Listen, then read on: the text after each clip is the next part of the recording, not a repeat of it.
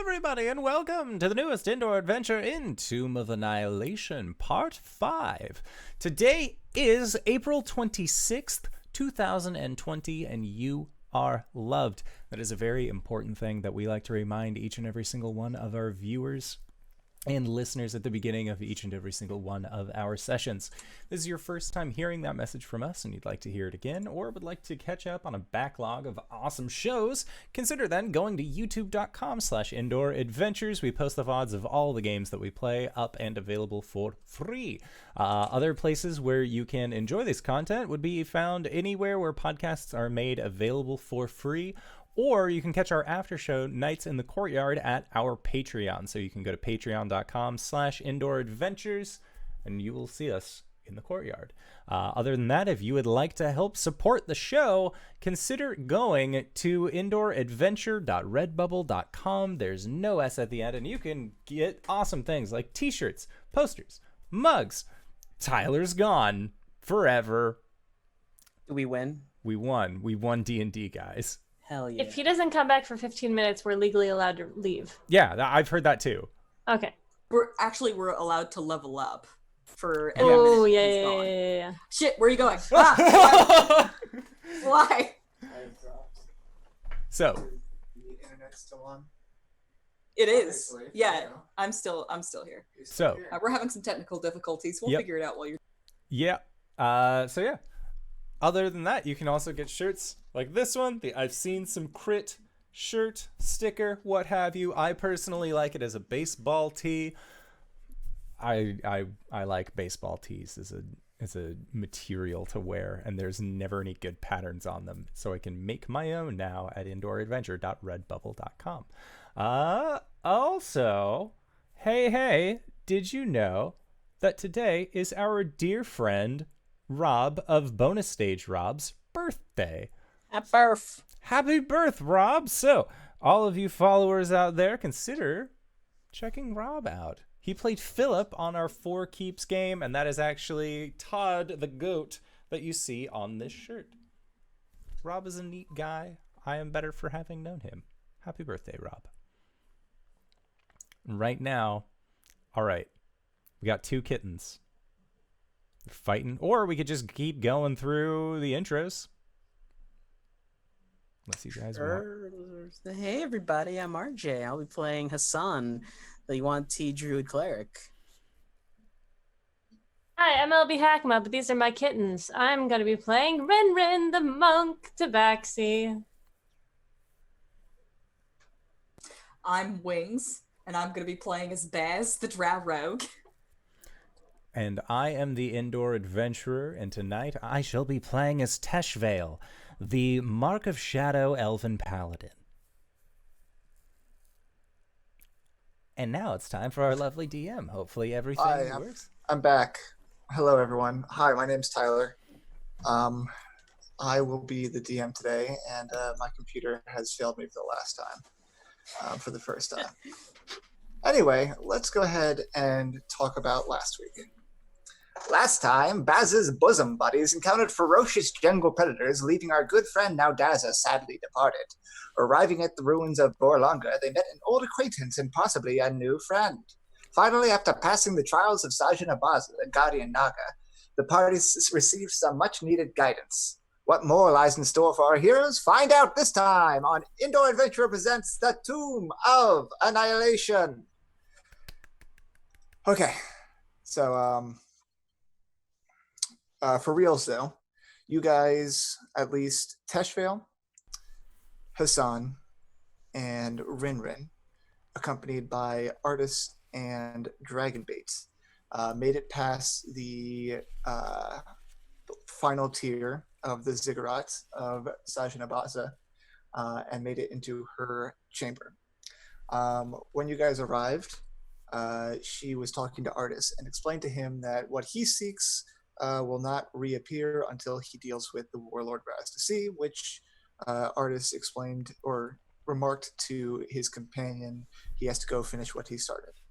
Then Saja turned to you guys. She explained that she is an oracle that has seen what was, what is, and what could possibly be, She would ask you what you were there to seek, and for you to speak truly, because she can see into your heart. RinRin said that you guys were looking for a solution to the death curse, which she was confused about. So RinRin explained it, and Saja N'Baza explained that this description confirmed her worries about Omu, the Forgotten City, and she told you where you can find it. She also implored you to stop the warlord Rosnasi, because she thinks that whatever he is planning, his evil plans coincide with this death curse. And after getting you guys to accept to go deal with Rosnasi, she imparted some supernatural charms on you guys. Afterwards, you all had private interactions with Saja N'Baza, which leads us to Hassan.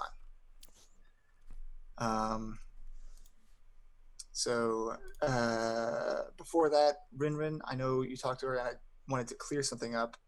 You asked her if there's something that you could do to help your situation. Mm-hmm. And she said that a cure seemed unlikely. I want to further that to say a cure seems unlikely while this death curse looms over you.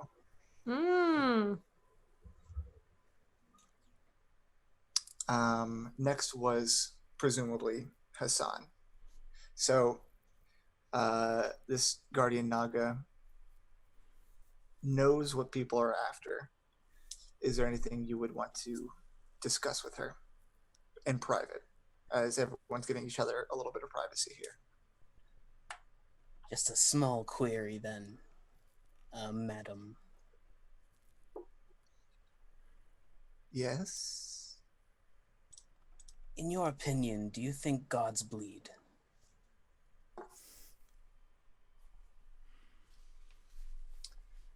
I have known some gods to bleed, others not so much.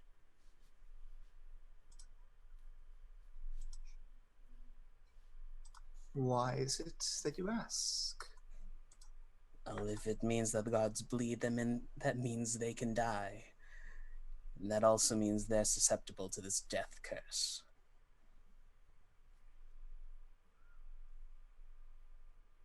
This is a possibility. I'll take my leave then.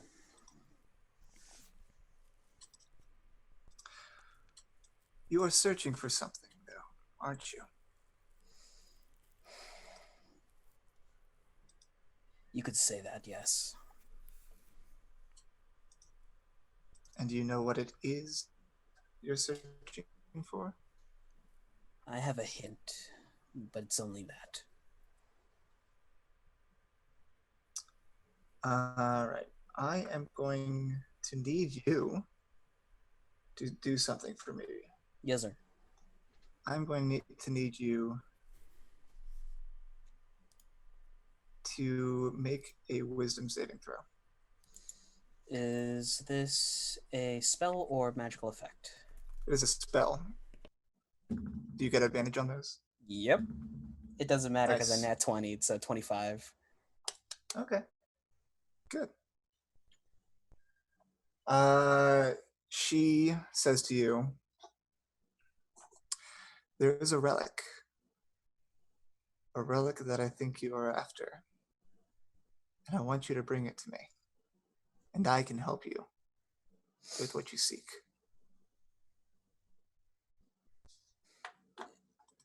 And she names this relic, which if my computer wasn't being a jerk to me, I could find you the answer to real quick.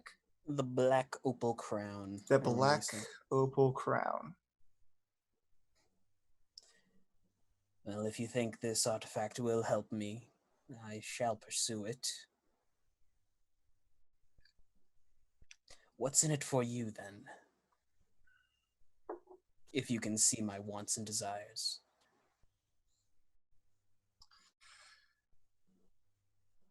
Many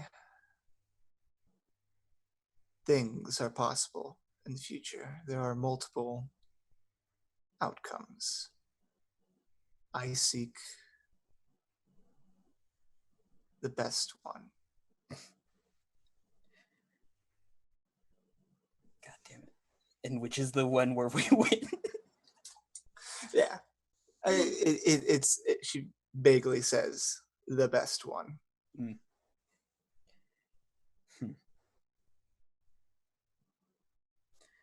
Well, if you think it's the best, then where do I start? Oops, sorry. In the city, rather, under the city of Amu, is an ancient and terrible dungeon. You will find it there.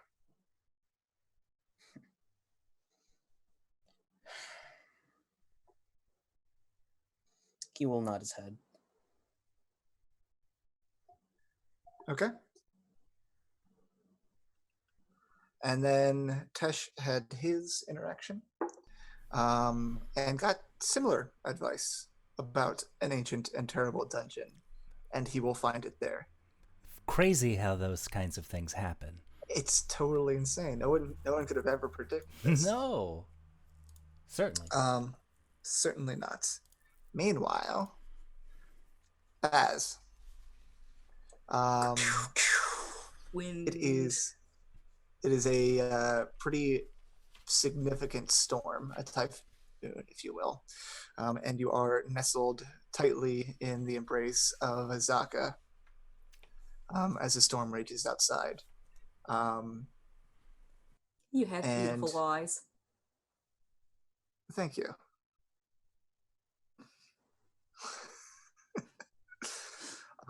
Your friends don't come back in a timely manner. So how long do we wait before we assume they've all been eaten by snakes? The last time I was there, I did not spend much time with Saja. However, when I left, it was the next day. I assume this will happen with your friends too.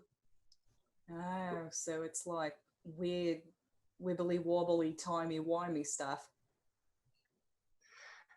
You could say as much.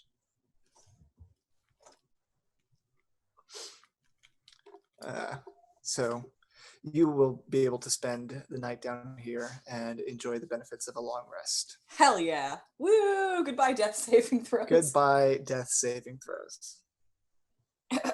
A little Right. further from the brink of death. Amazing. Baz doesn't sleep. He trances. So she gets exactly 4 hours of peace. Mm-hmm.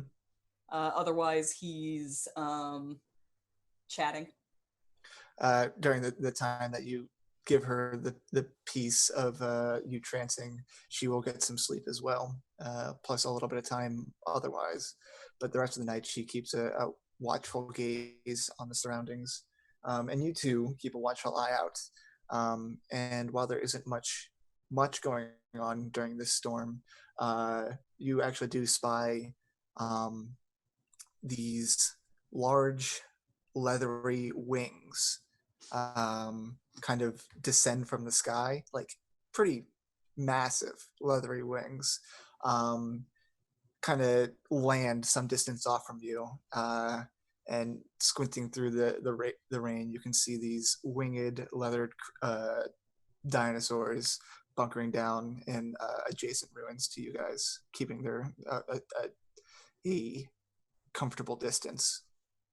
I think that this is about the 43rd time he's asked this about various things that he's seen throughout the night. But what is that?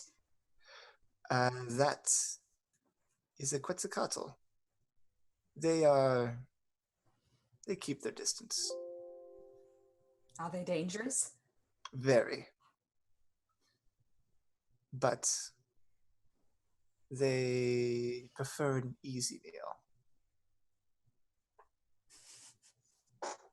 Mother always told me I'd be an easy meal. Big words from, or You wouldn't think so, looking at your capabilities. Yeah, I've tried to become a bit more slippery, not so easy to catch. Less digestible. Hmm. I can respect that. So, you were when we first met you, you were telling us about these Pterafolk. Are they all Yes. as terrible as they sound? They are evil creatures. They take pleasure in torturing their victims. I've a complicated history with them. A complication being they've hurt me in the past, and I want to hurt them back. It sounds pretty simple, actually.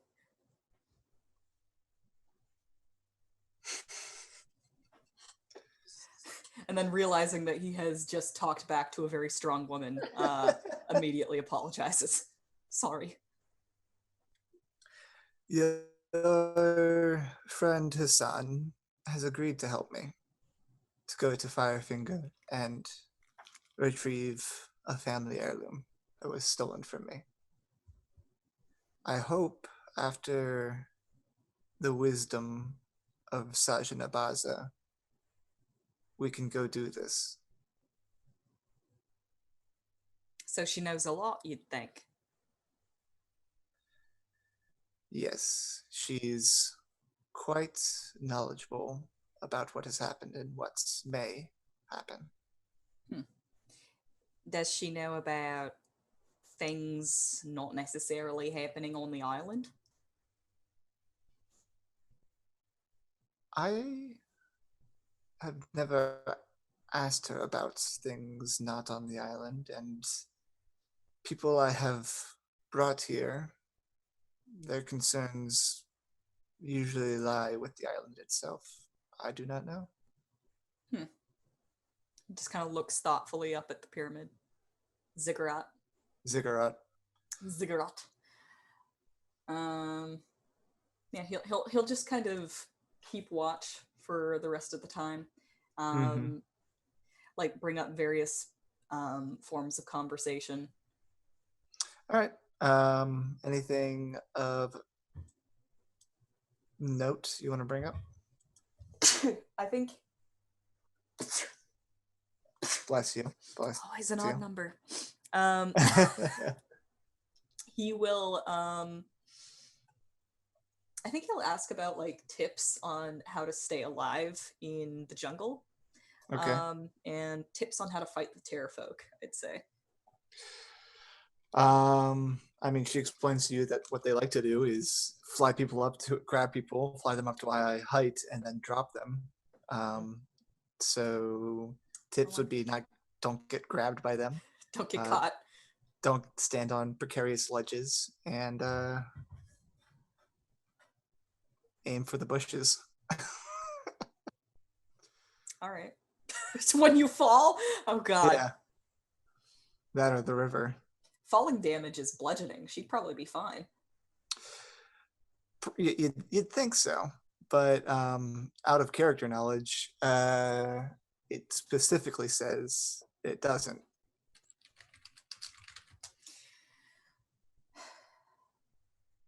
Interesting. Okay. No further questions. Okay. The rest of you, though your time with Saja is relatively short, you have a short conversation with her. When you leave the ziggurat, it is dawn of the next day. The sun is rising in the east. The skies are a lot more clear than they were the night that you entered, or rather the afternoon that you entered.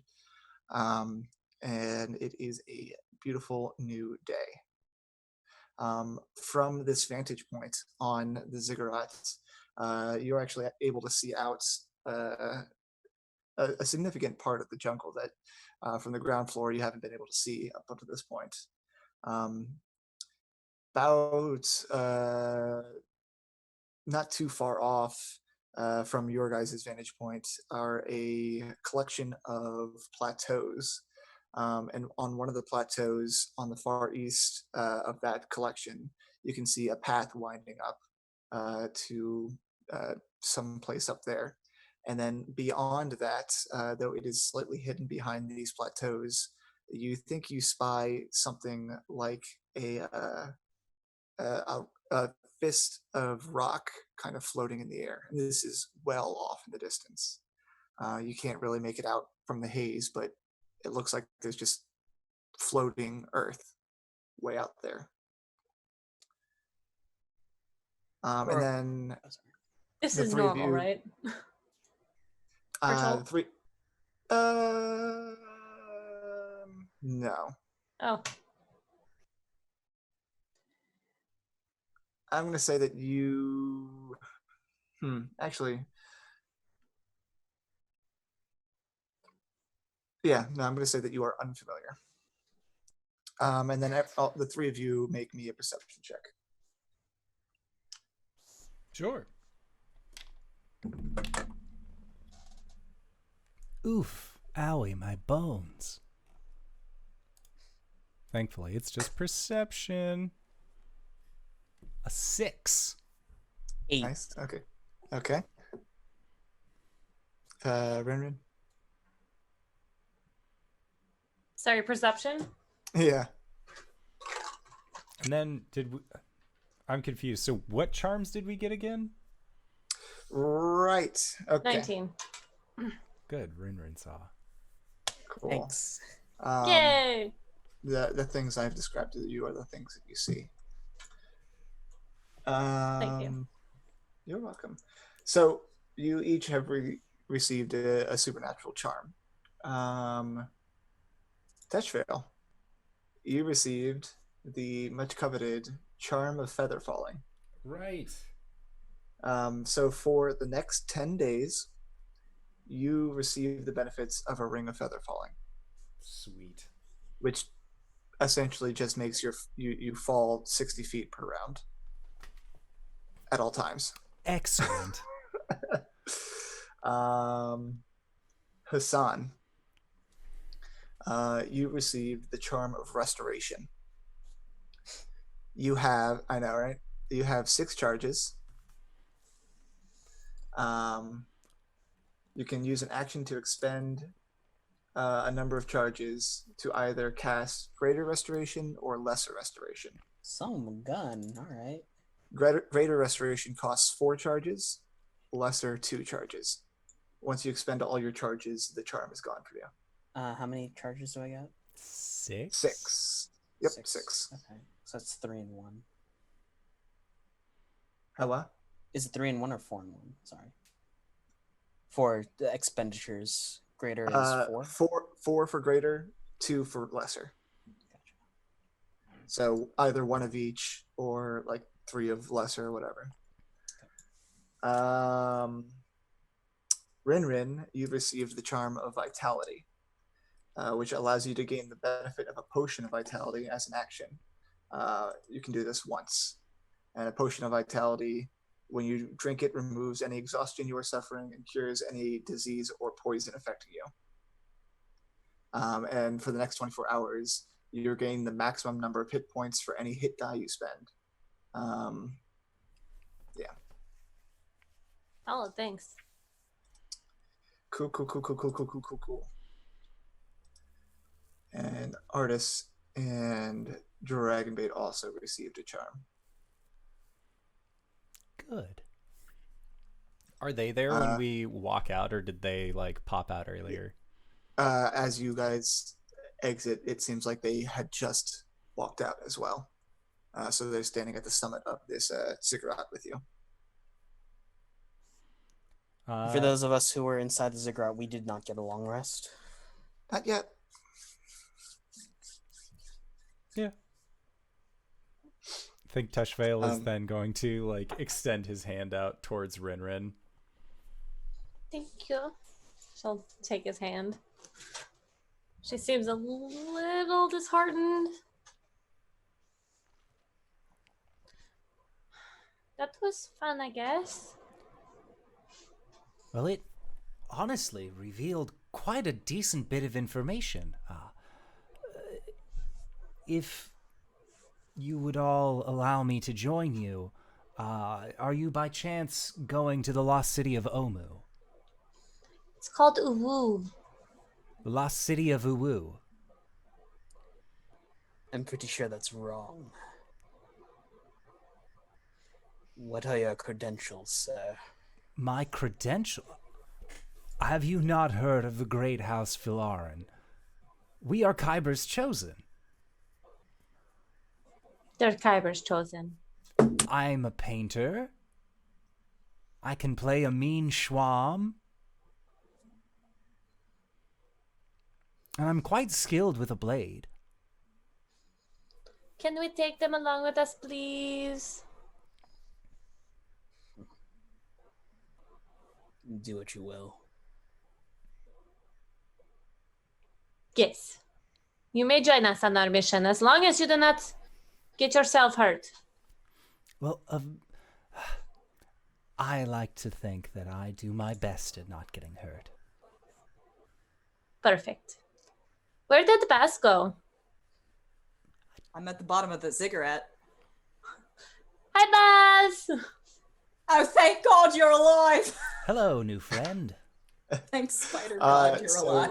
Thanks, Spider God. You are able to descend the ziggurat, and it all of the things that hindered your ascension kind of just part to allow you to descend. So the snakes move out of your way, the crumbly bits are solid, and the vines part so that you can arrive at the bottom. Baz will meet you at the bottom of the stairs. And he's just kind of rubbing his begloved hands together, and he's all like, oh, I'm just really glad to see you guys. You've been up there for like an entire day. I missed you Really? too, Baz! And she's gonna like jump on him and hug him. He reacts slightly better to this hug, because Yeah. now expects hug from RinRin. RinRin do hug. RinRin do hug. Pat, pat. It was interesting. I think we got the answers we wanted. Did you find out everything you needed to? Yes. I did, I think. So you'd say this person's really knowledgeable about things, huh? Incredibly so. A lot of people who are very knowledgeable tend to they like to talk but not actually say anything. So they're a little vague about everything. So, I mean, you can take from it what you want. I usually take what I can get. That sounds true.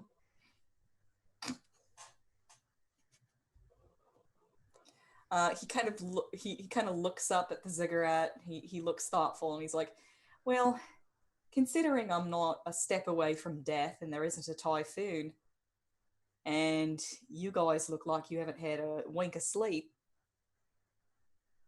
would you be willing to wait a while for me to go up there and give it another go? You can't go up there by yourself. Can you? Teshvael, your mouth is moving, but I can't hear you. I can go with him. I thought you could only go once. Oh, I'll just stand at the base. Again, I'm pretty good for healing, and if anything falls upon Baz, well, they'll need somebody who's strong enough not only to move them back down here, but also give them a little pep in their step when needed. To be fair, I did have some trouble with those snakes last time.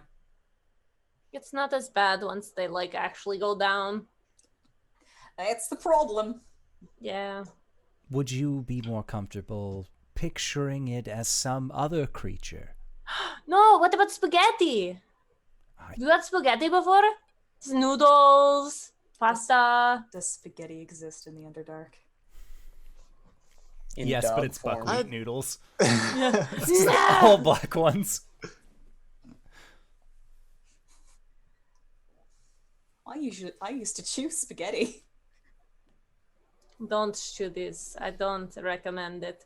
But I believe in you. You can Listen, do it. the more I think about it, the harder this is going to be. So I'm just going to go. Just do it quickly like a band-aid. All right. Do you need a kiss for luck? Is that lucky? I don't know. Some people think it is. It can't hurt. She gives him a kiss on the cheek. Her whiskers tickle his face. He kind of rubs that a little bit, and he's like, huh. You know what? I do feel lucky. And he's gonna go up the steps with renewed vigor. He's gonna go through all of the trials. Yep. So Teshvael you remember follows that behind. you remember that you need a Flower and a feather. right. Did you hold on to those from last time you went up? They're a little wet. Okay. Yeah. Okay. Teshvael, you are able to follow. So you have the flower with you. You go up the first set of stairs, and the brambles part for you, and you go up. You get to the second set of stairs that look like they're crumbling, but you are able to climb them like you are light as a feather. And you get to the last set of stairs, and this is the real trial, where you need to smack a snake with the orchid and then tickle its back with the feather and let it crawl up inside you. Gross. You eat. You are making a Constitution saving throw at disadvantage. And Tesh, are you reattempting the snake? No, I don't need to. Tesh doesn't have an aura yet, does he? No, he's literally here for moral support. And also a lay on hands if I start dying. Exactly, yeah. Alright, that's failure. I got a 3. I'm just gonna keep on, just give me damage and I'll keep on rolling until this works. Okay.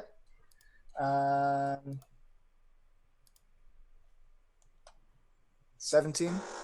Oh god. Psychic Ooh. damage. I have 2 hit points left. Well, how, is this?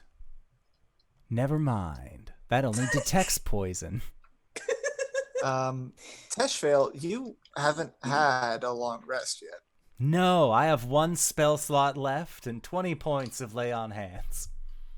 Did you not spend your lay on hands on... Oh, I did. I put 20 into them last time. I have 4. I think it's what? It's not 5 per level. Let me check. Yeah, I just... Yep. Current 0. Okay. You have 1 spell slot left. You really better make this count.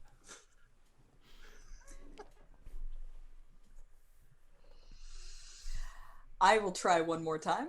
And you save that spell slot. Do you have Cure Wounds? Yes. Alright, save that spell slot to save me. I'm trying one more time. And I'm giving up after this. 11. Okay. 11 makes it. Is it literally the number I needed to make? That is the number you needed to make. Holy shit. Teshvael is just in the back, just... By the skin of his teeth. He wiggles up the stairs. You slither up the stairs at the top of this ziggurat in... Baz isn't capable of slithering, he wiggles. He wiggles up the stairway. At the top of the ziggurat, you see this empty room and have a faint wafting scent of incense. And with your orchid and feather in hand, you enter into this room. He's still feeling really sick and looking kind of pale, and he's got dark circles under his eyes. He just kind of does the snake come back out, or is that just a part of you forever? You don't want to know. Oh god. Where do you think the charm comes from? Yummy. All right, he's gonna step inside and look around. Okay. Inside, Saja N'Baza lounges on her feather pillowed sofa, raises her human-like head at you, and says, "I am Saja N'Baza." You didn't tell me you were a snake too. What is it that you seek in this ancient place? Speak truly, for I can see into your heart. All right, I'll try. So I've only got a few questions for you. Whew. So do you know what the menagerie is? I have heard of this, yes. Cool. Do you know if they're after me? She takes a moment and thinks and says, you completed what you were tasked with, yes? Technically. I do not believe they deal in technicalities. Would they follow I me believe into the you jungles of may not Chult? be safe. I believe you may never be safe from them. Kind of, he's tipping his head back and forth, kind of considering that, like, sort of like, yeah, well, I kind of figured. Would they follow me into the jungles of Chult?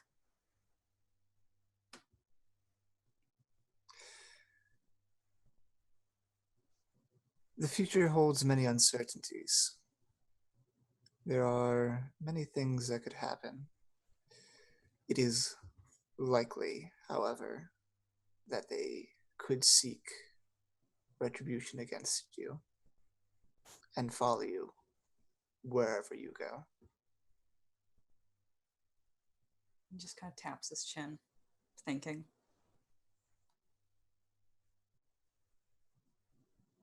How you doing? News travels slowly off of Chult.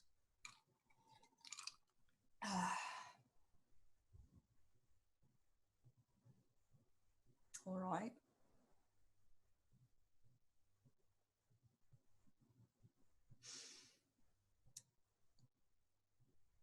Do you ever withhold information from people? I tell them what I think they need to know. What if that would hurt them?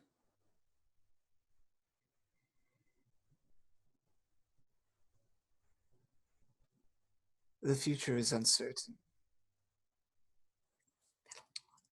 What needs to happen and what will happen are two completely different things. Your place and my place and everyone's place is just as uncertain. Are you always this cryptic? Yes.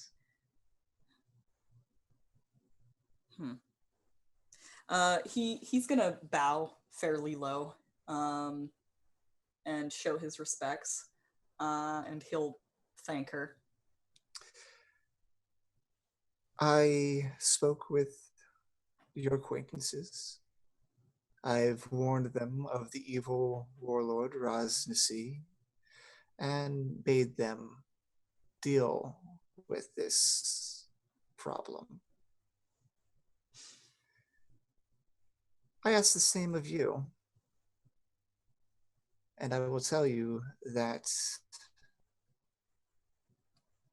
the safety you seek in running to Chult will not be long-lived, but there is refuge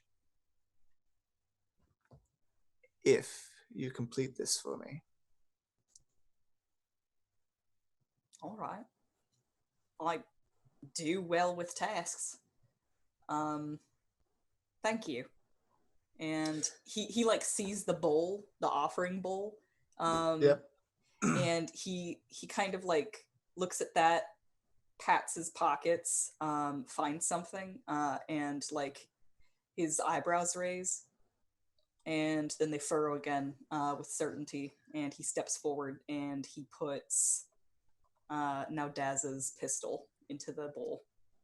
Ah, okay.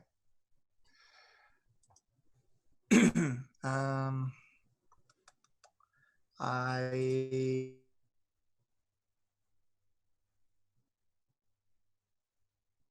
am going to give you a supernatural charm.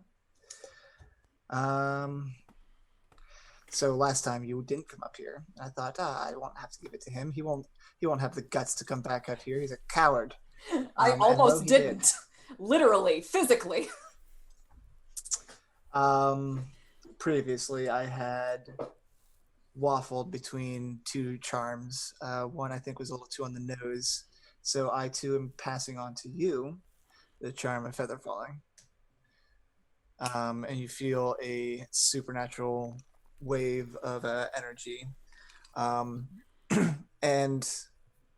it definitely feels like she knows this is something that you wanted based on your conversations you had yesterday or the night prior. Awesome. I don't normally allow people to come back more than once. Oh? When you are complete, return here, and I will aid you in your safety. Thank you. I'll go do that right away. Is she like up on a pedestal or something? No, I mean it's kind of like like how old houses used to have like conversation circles, where it's like a indented like sofas. She's kind of in something such as that, and you have to walk down into it to give your supernatural give your gift. Oh, neat. Then he definitely was like sitting crisscross in front of her. Yeah, absolutely. When he is tasked with this, he's actually gonna hop to his feet, run forward and give her a hug. Okay. And then realize what he's done and pop back and just be like, sorry. And then bow again and then just kind of scramble out. All right. Excellent. The rest of you, Tesh, after you applauded Baz's ascent to the top, I assume you go back down to the bottom. Oh, yeah. Azaka will explain to you that you probably have some time until Baz returns. So what would you guys like to do? First, I would like to say thank you, Raiders, for joining us. Lizmac, you are so kind. Yay! It's not happening during the break. We might have to have something for a raid. What do we do for a raid? I got it. Air raid kittens. Get ready. Get ready. Hi. Oh, you still hungry? Oh my god. It's okay. They're so sorry. teeny. What happened to Baz? He tried to deep throat a snake. That's what happened to Baz. Is the maturity filter on? Yes! Always! Since the beginning. Ooh. Especially if Gwen's in, you know. Ooh, boy. Teshvael would return to the group and realizing that there's a little bit of time. He'll like go and introduce himself to Azaka. Okay. I assume that you're one of their party. You weren't with Artis and Dragonbait. You came together. I'm their guide. Yes. Oh, excellent. I am Teshvael. I was given the okay by RinRin that I would be able to join your excursion through the wilds. Azaka Stormfang. A pleasure. Pleasure's all mine. I feel like I've seen you pass through Port Nyanzaru before. That I'm afraid you have. I may have come out into these wilds a little bit longer than I would like to have admitted. I also see that you are alone now. That I am. A dreadful mistake. First, our party ended up, well, we went to Camp Righteous. There were some absolutely lovely people there. If you're ever there, I would honestly recommend saying hi, at least. Camp Righteous or Camp Vengeance? Righteous. The one that's closer to the port. Camp Righteous was overrun. What? Well, how long ago? I really have been out here a little bit too long. It seems that, yes, you have been here some time. The dangers of not bringing along a guide. To be fair, I did bring along a guide. Are you familiar with Salida? I'm sure her eyes narrow and she squints. That woman is not trustworthy. I have learned this in passing, yes. We were taken to a location that we thought was going to be safe on the direction of where we were supposed to be going, and that is when a lot of those, well, snake-looking individuals ambushed us. I see. They looked very similar to, and he points towards Hassan, but less like red eyes and dark skin, more jungle colors. Yes, I am familiar with the Wanti of this island. And where was it that you were traveling to? Well, Seeking treasure, I assume? yes, I, truth be told, have been looking for something in these woods.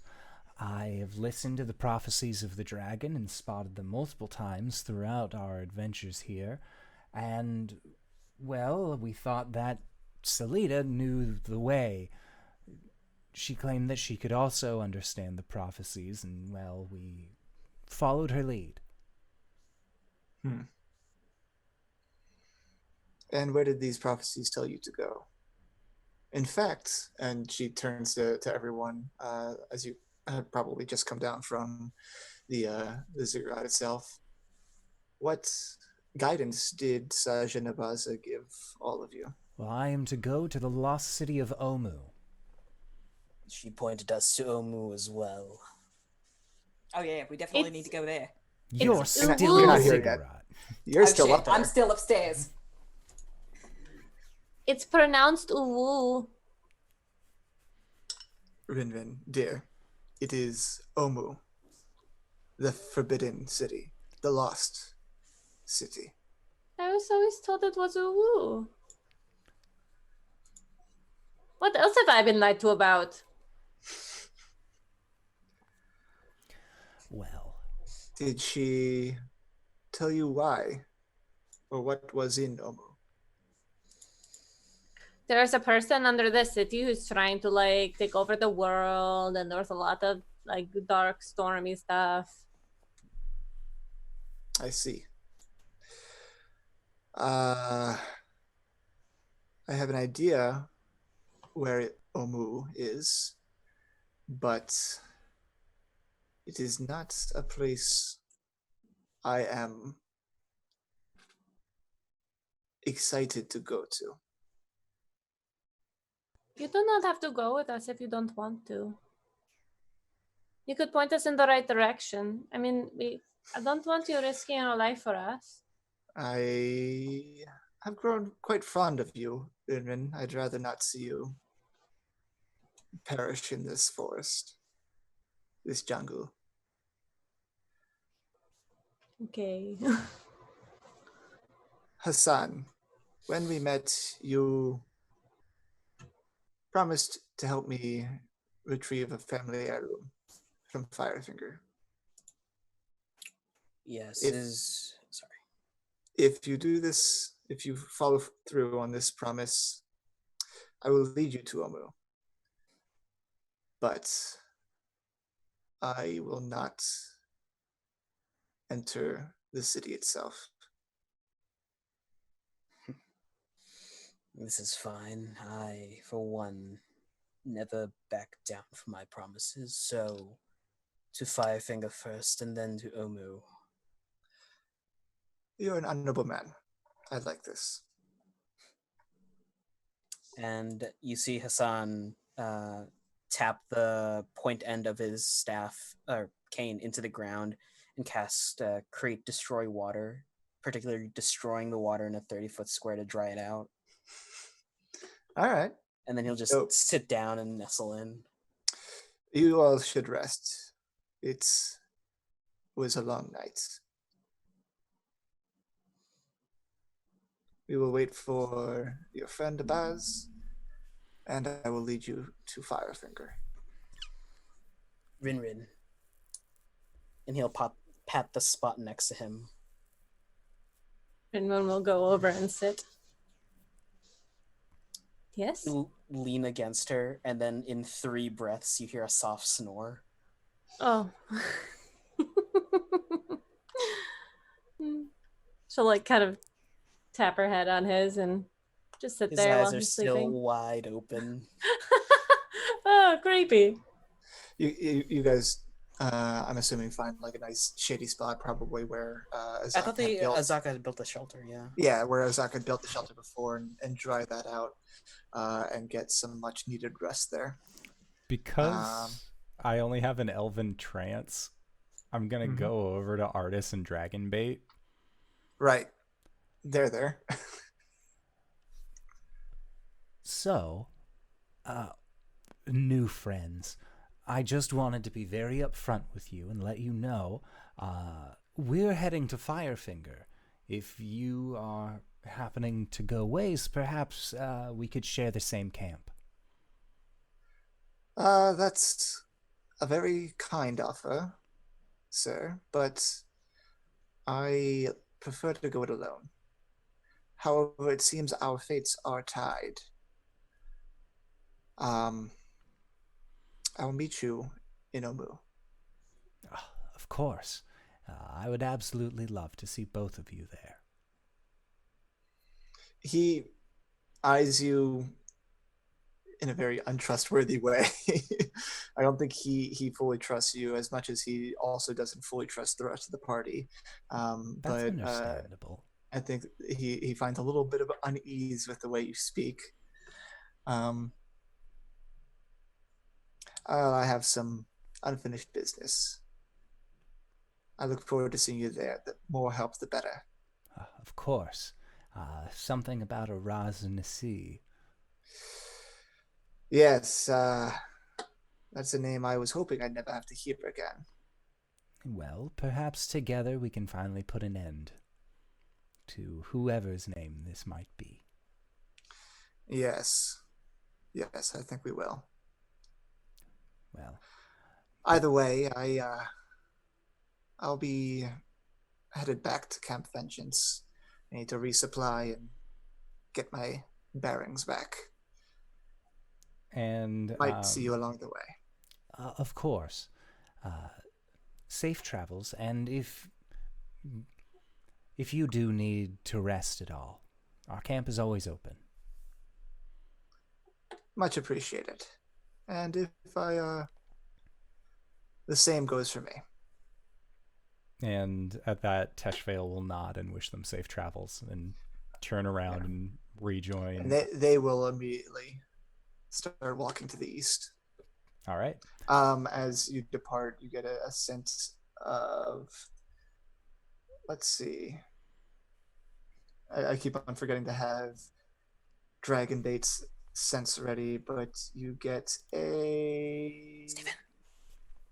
Astromedic, thank you for the raid! What kind of person? LB, do you want to make Cat's Rain? Kitty Mews. You're muted. You get a sense of lemons. And Dragonbait waves at you as Sorry. they depart. It's okay. I'm sorry. I didn't mean to wake you up. Raid Oh. Muse. Raid Muse. Raid Muse. Okay. I know. I'm Yeah. sorry. Mhm. Yo. Don't kiss me, Mom. They are so You're Thank you, small. everyone, for the raids. Ah, you're so embarrassing. Gosh, Mom. All right. Hassan and RinRin get the benefits of a long rest. Teshvael, I assume at some point you'd also take a long rest Yeah. as well. For sure.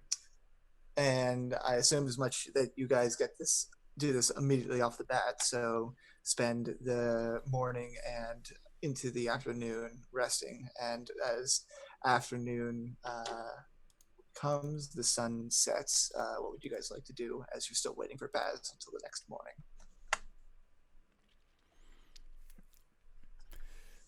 Establish a little bit of a perimeter. We have our base camp, but just trying to set out like silverware tied to string that's hanging down, like things that will alert us if anything is coming Okay. towards our camp. I don't have the alarm spell, so I'm just doing my best. All right. Yeah, absolutely. Setting up some early warning network just in case anything happens upon you guys. And Azaka will aid you in this endeavor.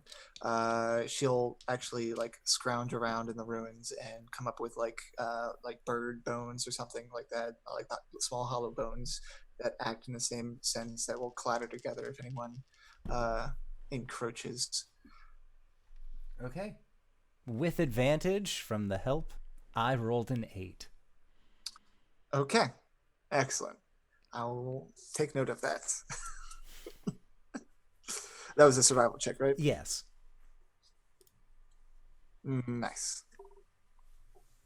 Hassan and RinRin, what are you guys doing in the afternoon to evening? Training. Unless his son needs something. You can go ahead. I'll be writing in my journal. Okay. So you know how I have a day off? Yes. I think I'm going to need that sooner rather than later. It's been a long trip. Well, if you can find ample time for recreation out here, you're free to take it. Though, given the residents, wouldn't suggest it. Why? Are you going to be taking your day off on the road? Well, maybe. I don't know. If we find a place that I can just, like, be alone for a while. Then fine, you may take it. Okay. All right. She goes off and trains. Okay. Are you Teshvael's staying with- meditating looks like he's full on sleeping. Like he's sitting cross-legged on the ground. He has his hands like kind of resting on his shield in front of him, but his head is cocked back and his mouth is just hanging open. Like it looks like he's snoring. Excellent. For your training, RinRin, are you staying within the confines of the ruins pretty much? Yeah. Yes, sorry, I clicked not the mute button. Yeah, no worries, no worries. Yeah, she'll keep close and make sure she has eyes on Hassan the whole time. Any particular benefit you're No. attempting? Okay. Cool.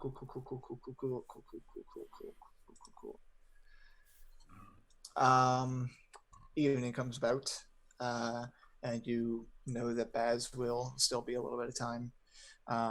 So night progresses about the same thing. Hassan reading his book, RinRin out training, and Tesh meditating / snoring. And a new morning dawns. Baz, you have just left your conversation with the guardian Naga Saja N'Baza and step out into another sunny day. Oh, he sprints out, and then he's like blasted in the face with sunlight. And he's like, and then he like stops, kind of brushes himself off, and then flicks out his sunglasses and puts them on. And he says, "Oh, I hate this place." And then he's going to step quickly down the steps.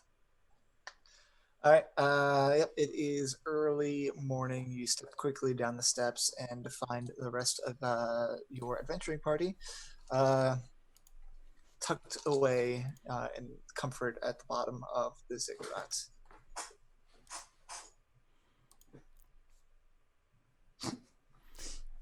I think Tesh will approach to meet Baz. Well, how did it go? Went pretty well. She didn't eat me. Didn't get eaten by snakes. Still alive. I think it was a success. Did she grant you your wish? She doesn't do that, does she? I don't Did think I fuck so. this up? I didn't get a wish. No, I'm just joking. Oh, okay. And Rin's like 20 feet away, like practicing martial arts type thing. Yeah, no, she told me about what was going on the island. Said that we should go find this Omu place and take care of what's going on there. So I think that's a good idea. We could go and do that. I agree. We have secured passage to Omu. We just have to make one quick stop first. Apparently, you all agreed before I joined you to help Azaka out I'm afraid of the next words that are about to come out of your mouth. At Firefinger. Mm-hmm. Yep, that's what I thought. I will join you as well, as it seems that our paths coincide. Great. You are very helpful. Why, thank you. I do my best. Well, if it is decided, then to the east we shall go, says Azaka.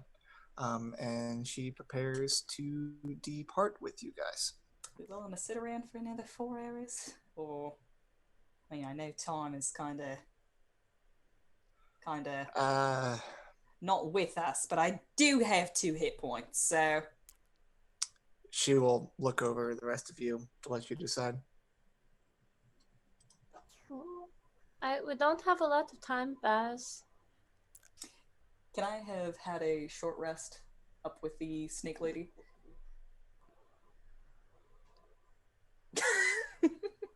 No. Can I have a short rest now? Yeah, if your party is allowing you to sit around for an hour, as opposed, I mean, I know you only trance for 4 hours, but to gain the benefits of a long rest, you have to spend a whole spend a whole 8 night hours. doing it. Okay, that's fine. You have an hour, Baz. I'll make the most of it. He just passes out. He sits down, crisscross, puts his rifle over his shoulder, and just kind of tips his head. Excellent. You can go ahead and take a short rest.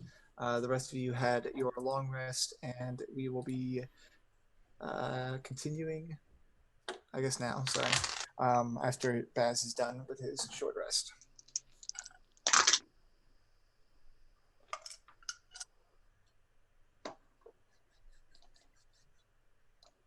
Good to go, Baz?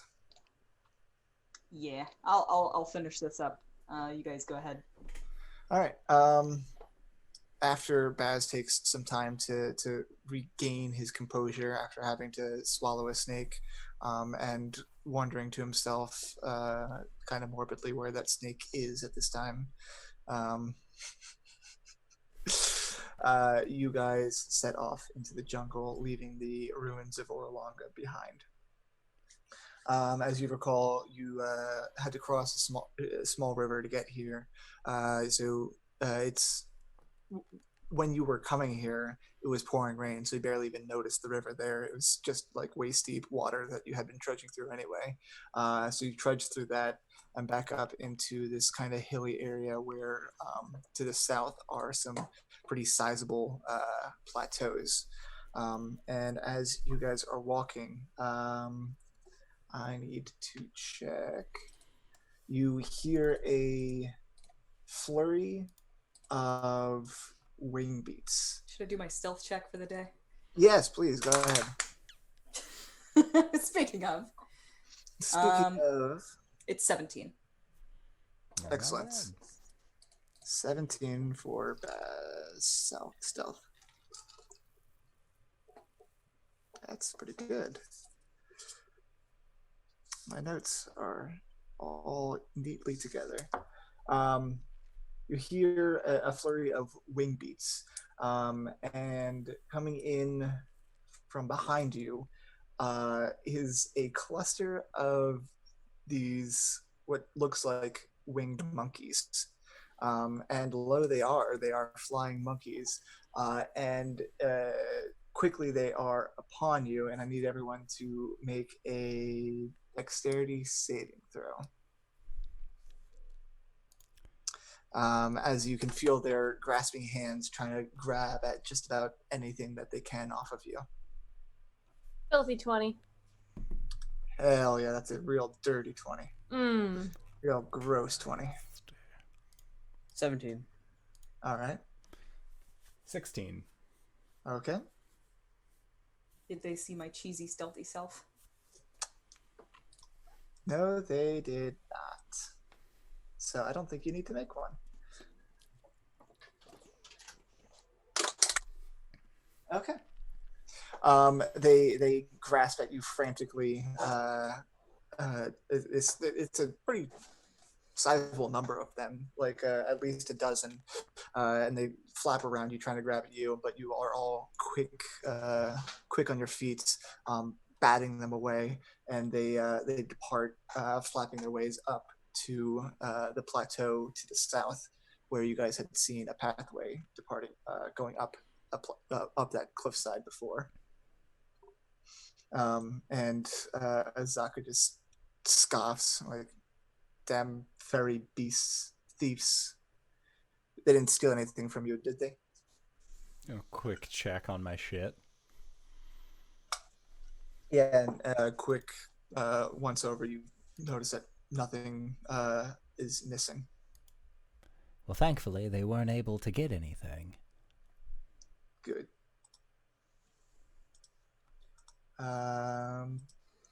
Cool. After that, you keep on trucking through the forest. The day continues to pass. The weather has gone from sunny pretty much all day, what you were seeing the first few days that you were here, to after the storm. The mornings are rather sunny, but as it gets into the afternoon, it is significantly more cloudy. So for Baz, which I discussed with Danae earlier, mornings you'll have your sunlight sensitivity, afternoons you will not. So afternoons are the place to be for you. And though it is the afternoon that these things attack or try to attack, and you get into the evening, where I assume you will bed down for the night. So doing the same thing you were last time you were traveling through the morning and afternoon, resting during the evening, and then we will use passive perceptions for anything that happens at night. With who was it that we had on watch during the night? Baz. Baz for sure. Okay. RinRin can join Baz. Oh, cool. Now, Daz had just slept through it. Yeah. What does Tesh do? Tesh would offer to... He would probably offer to be on first watch, but if RinRin is on watch with Baz, he would go second. Okay. And elf bullshit only needs to transfer 4 hours, so right? Yeah. So I guess you guys split up your trance time between Baz and Tesh, even though I mean you're aware during that time anyway, so it's no big deal. Yeah. And like the only difference being is that Tesh can't meditate wearing his heavy armor, so he has to take off his chainmail, which is like his chainmail suit that he wears, but underneath is just a really plain looking white button up. He has like that very deep jungle green colored suspenders that he wears. Just looks very casual most of the time. He has a pad of paper out and he's just sketching things. Awesome. Are we still getting good berry rations every day? If you wish. Yeah, so yeah, for housekeeping, setting out your rain catcher during the night will allow you to get enough water for all of you for each day. And then assuming Hassan is passing out good berries at each morning. Sound good? For sure. That's good. All right, we will continue our hex rush. The next day, you pick up at sunrise and continue through the forest. Again, rainy in the afternoon, sunny in the morning.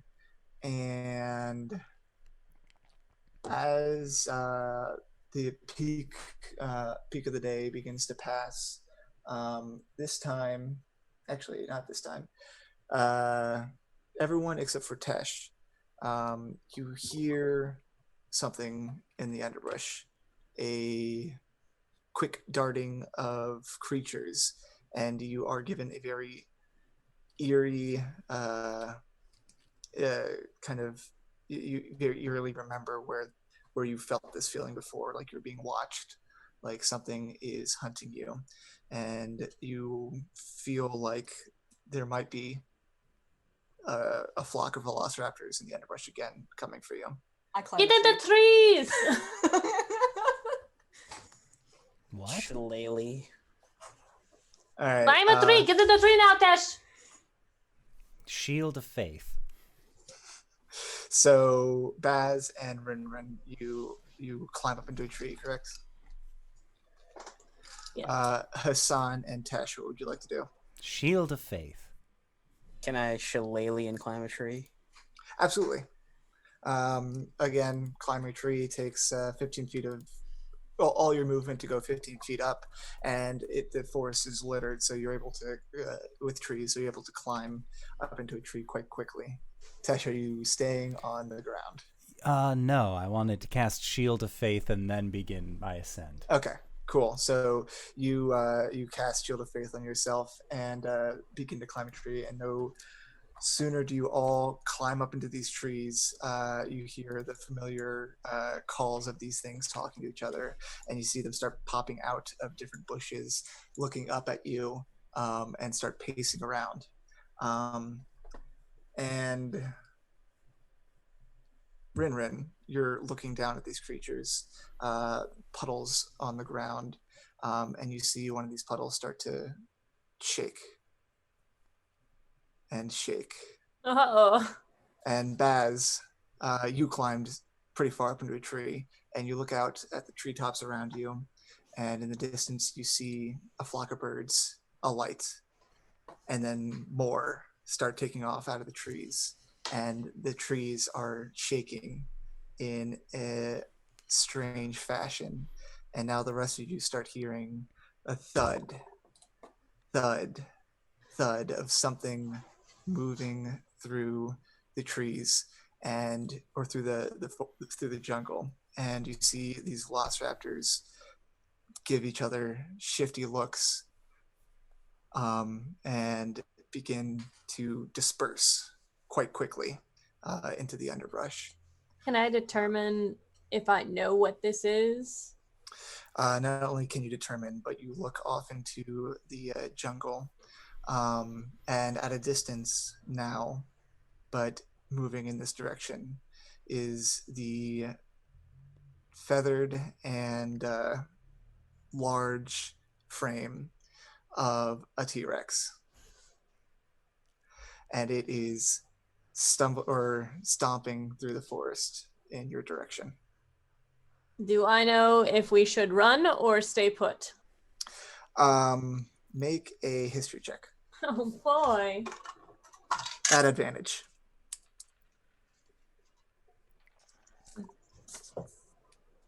Baz, you didn't give me your stealth for today. 19. It was 17. It's a new day. It's a new day. It's a new day. It's a new dawn. It's a new day. 23. Okay, awesome. Baz is quite easily concealed in this tree. And RinRin, you know that this is going to be the time that you should hide.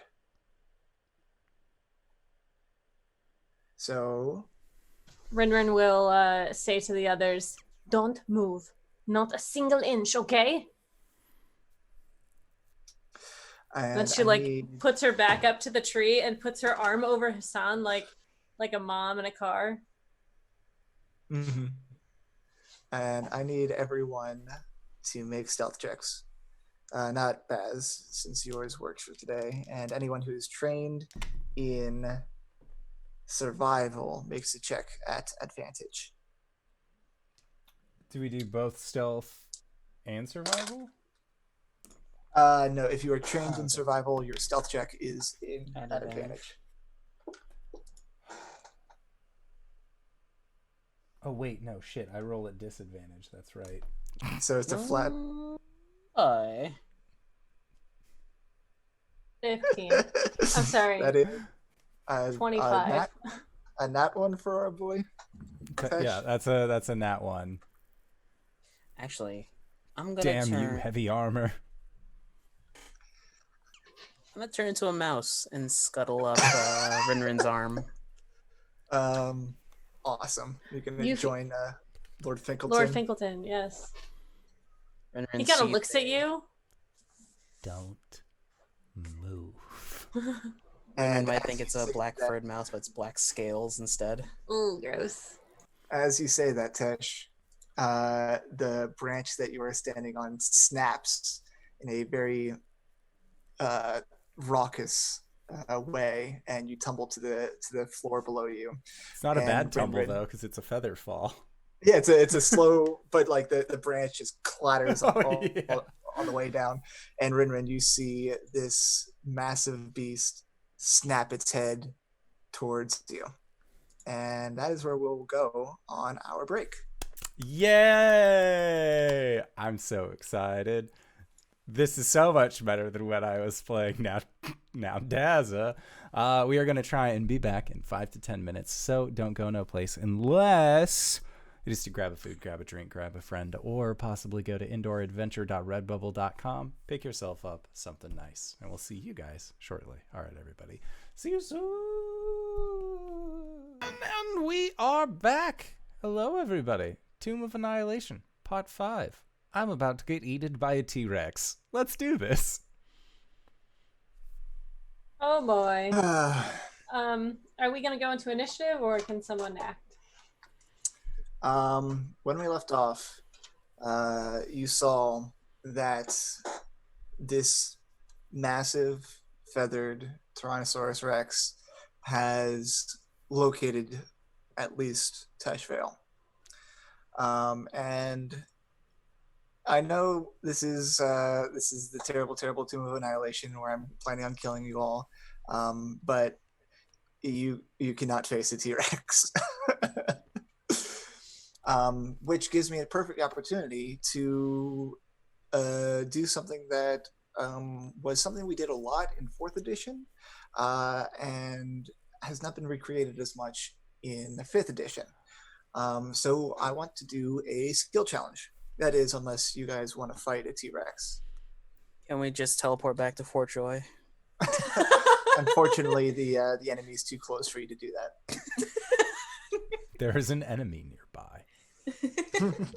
You cannot rest. There are enemies nearby. So the concept of this skill challenge The concept of a skill challenge is you are given a goal and you are given narrative consequences. You have to roll skills that your character knows, either skills or tool proficiencies, explain how that will further your effort to get to your goal, and then roll it versus an unspecified DC. You are given a certain amount of successes you have to reach versus the number of failures. And that is something I will reveal to you. You have to make 6 successes before 3 failures. Oh boy. I linked a document to you guys, as I think this is one of the best ways that I've found, or at least that Danae has found, that I liked ways of doing a skill check or a skill challenge. You will all roll initiative, determine the order which you will act. Azaka will not act in an initiative, so it'll be up to you guys to roll, because my rolls have been garbage, as we have recently seen. So I don't want to make her work against you. You will say what ability check you want to roll, and then explain how that will help you. You cannot select a skill or proficiency to use if that has been used during the previous player's turn, or if you use that the last time you were in initiative. So say Hassan wants to use survival. The next person in initiative can't also use survival. They'd have to use athletics or something. But then if it's Hassan's turn again, he cannot reuse survival. You also have other options. If you have a spell or feature that you think will help you that takes no longer than an action to cast or use, you can say that you want to use that. You can either roll a check, or you roll your check to aid somebody else, and aiding somebody else will make their DC lower. And explain how you want to help them. And upon rolling a failure, you can lean on another, which is a once per skill challenge thing. You can choose to re-roll one failure on their turn, describing how they involve the next player in initiatives to support them. So if you roll a failure, you can lean on somebody else and re-roll yours, but you increase the DC for the next person. Does this all make sense? Yeah. And lean on another is party-wide once per skill challenge, yes? Yes, okay. I believe so. Oh no, each player has one use of lean on another. Ooh. So I will have you all roll into initiative. I will explain the narrative of where we're at, your goal, and the consequences.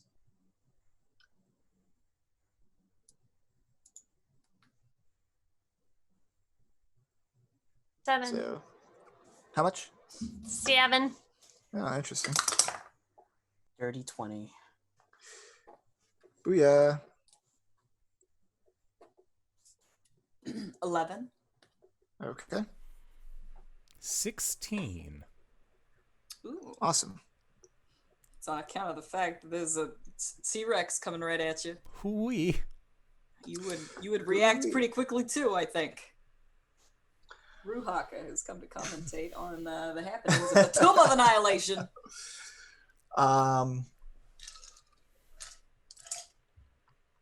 A T-Rex has spotted your party. The T-Rex is still a significant distance away, at least a couple 100 feet. But it is going to home in on you unless you do something. Your goal is to escape the T-Rex's notice, either by hiding or getting away from the situation. You need to make 6 successes before 3 failures. And the consequences are... Now, I'm going to give you guys a choice. Actually, no, I'm not going to give you guys a choice. If you fail this, you will lose all hit die for the next 2 days. Huh. Yuck. No player death, because I don't want to do that here. But you will lose all hit die for the next 2 days. Cool. Not like this. That Hope is a not like this. slow death. I want you to suffer. I want them to witness. I want to witness. Witness. All right, let's not fail. No failures, please. Hassan, you do sorry. all. What were the rules for Azaka? Now I can roll her into initiative and have her also roll with you guys, or I can, similar to Lean on Another, have each of you have a once per skill check gain advantage on a roll by using her assistance. Do you want to like limit it to her skill set? Yes, I do want to do that. Thank you for that very, very smart suggestion. How dare you? Azaka, use your arcane abilities! I have none. Whoops. They're probably shit. better than mine. She is limited to perception and stealth. My dump stat is my spellcasting modifier. Whoa. I'm the worst drow. Hassan, at the beginning of the round, Um, Tesh has fallen, and the T-Rex is beginning to move towards you. how far away is it? It is 300 feet away. Cool. I'm going to slip off of Big Brain. I'm gonna slip off of RinRin's shoulder onto the branch I was and transform back into myself. Mm-hmm. It's all about machismo. He's going to lean back and cast Speak with Animals on himself. Okay. You can And do he's- this. That's my. Do I have to make a skill challenge or a skill check, or can I? You have to make a skill check. Can I do a sleight of hand? Or I want to make myself look more intimidating than I am already. Okay. Would that be just straight up intimidation, or could I do like a? If you can argue for something other than intimidation. I'm a charisma sort of dude anyway. 17. All right. And you're using intimidation as you speak with animals? I'm setting up. I'm using Speak with Animals, but I'm also trying to make myself Okay. like look more intimidating than I am. Looks Awesome. super poisonous. You look like a snake, and you want to look more like a scary snake. You've given yourself Speak with Animals. It is not quite close enough yet, but that is a success. Cool. Tesh. I am going to cast. I want to use minor illusion in conjunction with a persuasion check, and basically like make it sound like a tastier dying thing is over from where we are. Like we're covered in metal. It probably knows metal sucks to digest. So like if I can make the sound of a dying This large sounds mammal. more like deception than persuasion. Well, I could do that. Fine. Yeah. Oof. My bones. That's an 11. 11 does not pass. So you attempt to make the noises, use minor illusion to make something sound like a more appetizing target, and you made that appetizing target sound too close to you, and this spurs on the T-Rex's hunger. I just made it hungrier. Baz. Kind of inspired by that idea, Baz is going to try and actually find another creature to like with the plan of scaring it in the direction of the T-Rex to distract it. Okay. But first he has to find one. So he's going to use perception to look for another meal. Absolutely. Come on, Baz, you're supposed to be good at this. 16. 16 will pass. Up on your perch, high in this tree, you frantically look around, using the idea given to you from Tesh to find something tantalizing. And lo, there is a grazing creature nearby. Call it a not an ankylosaurus, but something similar. Stegosaurus. Hadrosaurus. Hydrosaurus. Hadrosaurus? Hadrosaurus. It is a. Do you think you saw us? Do you think you saw us? It's a grazing creature. Obviously, it looks pretty old because it doesn't know that this T-Rex is upon you guys. Gotcha. Spy it. I'm going to point that out to RinRin. Over there. She'll tap her nose. And lo, it is RinRin's turn. RinRin is kind of going to try to use acrobatics to maneuver her way through the trees, booking it towards that creature so that the T-Rex follows her. Okay. Yeah, I like it. Go ahead, roll yourself an acrobatics check. 22. Hell yeah, that succeeds. You deftly swing from branch to branch using your cat claws to climb across the tree limbs. The T-Rex spies you and starts shifting its attention towards you. Okay, she's gonna yell to everyone else, "Wait until it's gone and then run! I'll find you!" And then she'll hiss at it. Okay, it is closing in distance, but it is not quite in attacking range. At the top of the round is Hassan. How far is it now?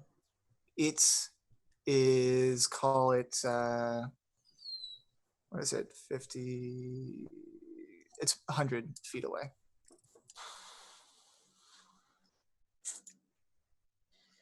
I'm going to wait for it to get within 30 and cast suggestion on it.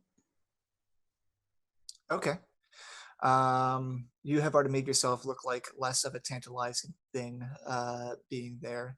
And as it closes in on you, we'll say that there is a few moments of kind of terrifying panic as RinRin is jumping from tree to tree.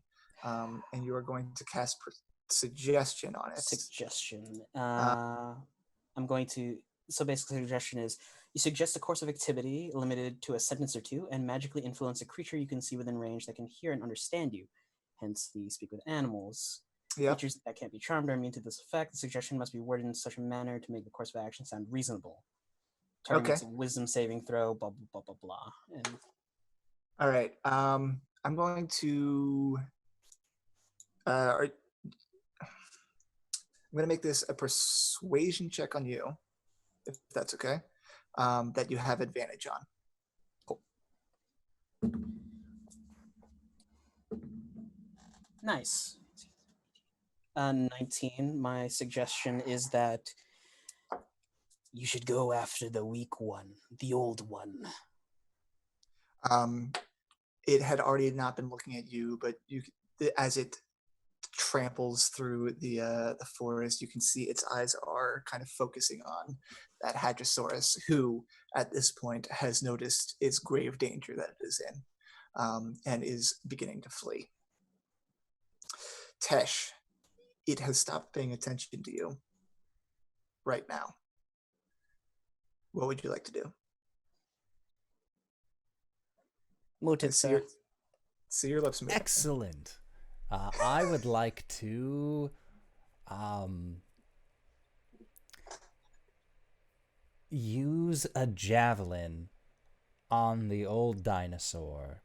like to hit its hind leg to Yep. hinder its possibility of running away. I'm going to say that would be an athletics check to throw the javelin. Oh. Unless you want to argue for another thing. No, athletics is good. I am fine with that one. A 21. Hell yes. You definitely heave this javelin, striking the Hadrosaurus, and it begins to stumble in the forest. Baz, you guys have 5 successes and only 1 failure. The T-Rex seems honed in on the Hadrosaurus, RinRin in the trees above it, and the Hadrosaurus is stumbling. It doesn't want to be fed, it wants to hunt. I think that the T-Rex is closing in, but Baz gets the idea that RinRin isn't going to move out of the way in time, and even if the T-Rex goes for the Hadrosaurus, she might get caught up in that. He's gonna try and run in and drag her out of there with an acrobatics. Like a flying tackle. Yeah. Yeah. No, you acrobatics was last completed by RinRin, who's up next, so you have the ability to do an acrobatics check here. God damn it. You're going to try and climb through the trees after RinRin, though her speed is much faster than you. But because of the way she's maneuvering, you think you can close the distance. 17. A 17 is a success. You have gotten your successes versus 3 failures. You definitely swing through the trees, having seen a different route because of your high perception from earlier, a different route through the trees to get to where RinRin is going, and you swing down like Tarzan and snatch her up as this T-Rex comes down and chomps down on the Hadrosaurus, ripping it in half, throwing a part of its carcass to the ground next to it, and then grabbing the other part and going at it. And absolutely snapping the branch that she was perched on. Yeah. Oh no. Sorry, I just imagined said the Tarzan yell. It's Baz screaming. It starts off heroic and then becomes more terrified. Do I need to catch the both of us on the way down? Is that what's going to happen next? Absolutely. Yeah, Okay. absolutely. Go ahead, roll an acrobatics check. Well, do you have slow fall now as a monk? Or is Oh. it- I have slow fall. No, it's been more than 24 hours. It lasts for 10 I have days. it for 10 Lasts for days. 10 Oh, days. that's nice for you guys. Well, that's why you said the much 24 coveted. hours. You It's fine. you snatch up RinRin. The vine breaks. You fling up into the air, and holding tight to her, you both softly fall to the ground right next to Tesh. And Azaka drops to the ground next to you and says, "Let's go." By the time we land, she's holding Baz. Yeah. She's blushing. Well, I kind of like you'd see it. Her ears are kind of pulled back, and she's like looking very nervous, but like in an excited way. And she's like, "Thank you for rescuing me, Baz." Yeah, likewise. Let's get out of here. Excellent. You dash off into the underbrush and get some distance between you and this terrifying hulk of a creature that is devouring. And it seems pretty preoccupied. And you continue into the jungle. Afternoon passes, the sun sets. What would you like to do? Hassan, Yes. I think I'm going to take my night out today. Stay close to camp. Make sure you're within earshot. Of course. And enjoy yourself. I always do. She'll like go up to Tesh and Baz and I'm going to be gone tonight. I've got constitutionals I'd like to take once a month, and it's like in my contract, so I'm going to do that now. So yeah, Well, what I'll does be it gone. involve? In the middle of a Lots. jungle? Lots of drinking. Well, would you like any company? No. I'm sorry, it's the only time I get to be alone. Oh, that's not entirely all right. Are you going to be safe out in the jungle alone, getting wasted? Basil, I grew up in these jungles. I know what they're like. I'm quieter than you. Sometimes. Well, okay. But if you get in any trouble, you yell or something. Of course. I know my way back. You all smell. Like good, like yourselves. Not like smelly. Well, that's good. All right, bye! RinRin grabs her bag and kind of starts hopping off into the trees. Does she do Okay. this often? This is the first time I've seen her do it. Is your name really Basil? It's something weird to bring up right now. No. Oh, It's not even Basilisk, come to think of it.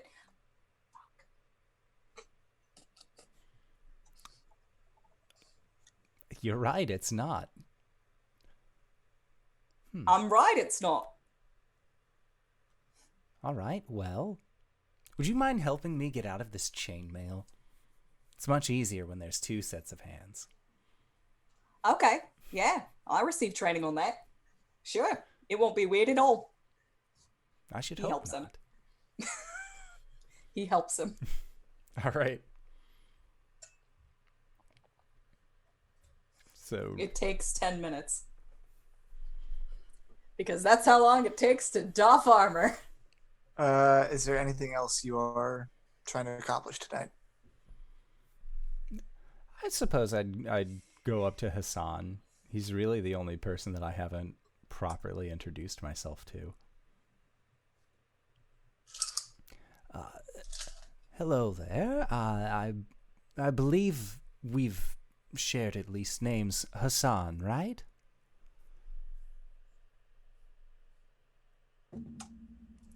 He will get up, brush his pants off, extend a hand.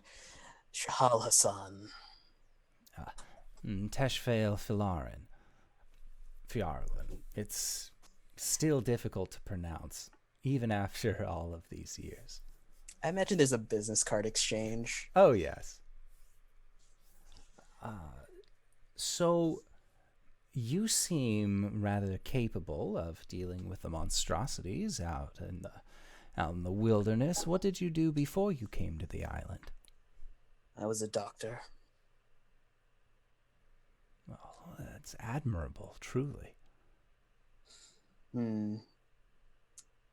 Well, what did you do before you came to the island, sir? Well, I was a painter. A That too dreamer is of admirable. sorts. Oh. No, I have yet to complete my masterwork, and I'm already in my 200s.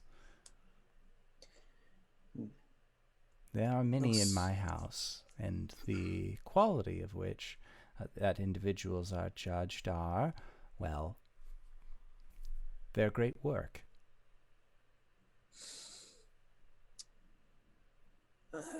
I can commiserate on you with that. I too have yet to finish my masterwork. And what, if I may ask, is yours? We'll find out in time. Of course. As I'm sure you'll be traveling with us until we get to Omu. Well, I should think probably also a little bit after Omu. It is a city in the middle of the jungle. It's not necessarily at a port where we can exchange goodbyes. And even then,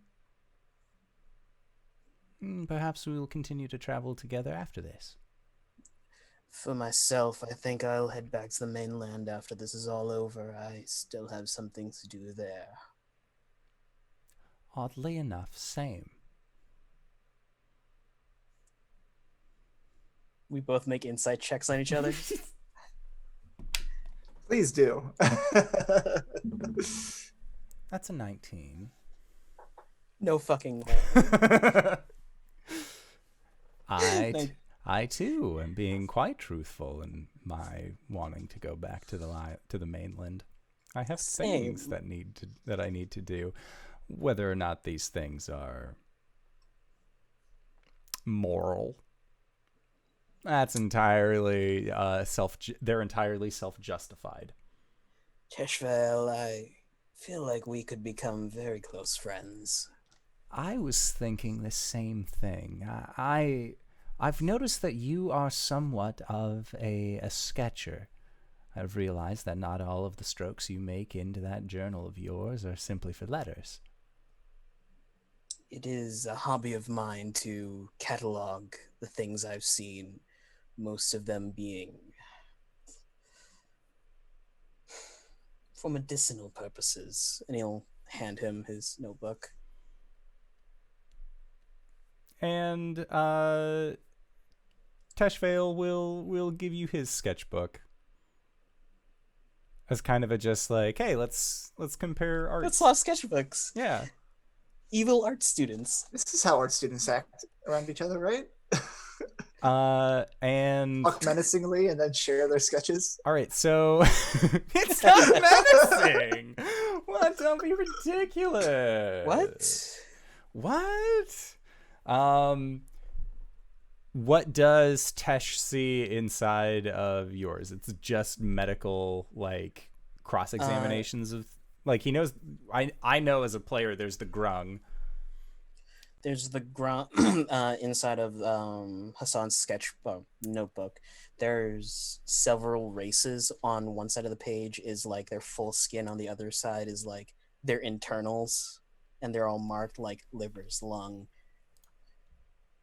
You'll see like all the way up until like the back page where there is the picture of the lizard folk on the right side, but no left side.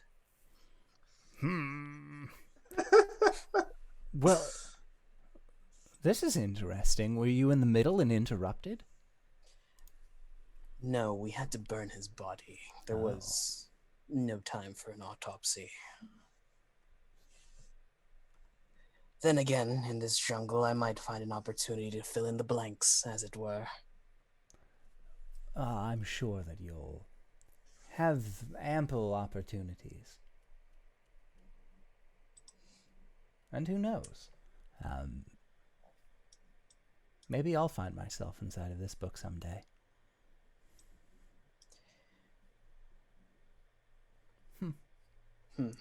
That's hot. And he hands your book back to you. Sorry, I just got a lot of giblies from that. Inside of Teshvael's book, it is there is one picture that's at the very beginning, and it is of a beautiful elven woman with raven black hair that's sort of like lounging on a couch, and it looks like she has a glass of wine with her. And then as you flip through the books, or as you flip through the pages, like it goes from that to the next page being what looks like a boat ride. And then the next several days are more of like these kind of sea depictions, a lot of waves during those times. And then there are sketches of what look to be 4 other elves of very similar to Teshvael's personage. And then there's a picture of a human-looking woman, really just like a bust picture upwards. And it says in Teshvael's writing underneath the guide. And then there's some quick sketches of jungle life, different like monsters that they came across, different wildlife in a very quick drawing kind of way. He's not going for like medical accuracy. And then the last page, that's about halfway through at this point, is a picture of you, actually, with your head leaning up on RinRin. I was about to retort, I might find myself in this book, but I see you've beaten me to it. You were both just so beautiful together. It was truly a wonderful moment. It was the first time I've been able to relax, well, since my old guide led us astray. I wanted to remember that moment.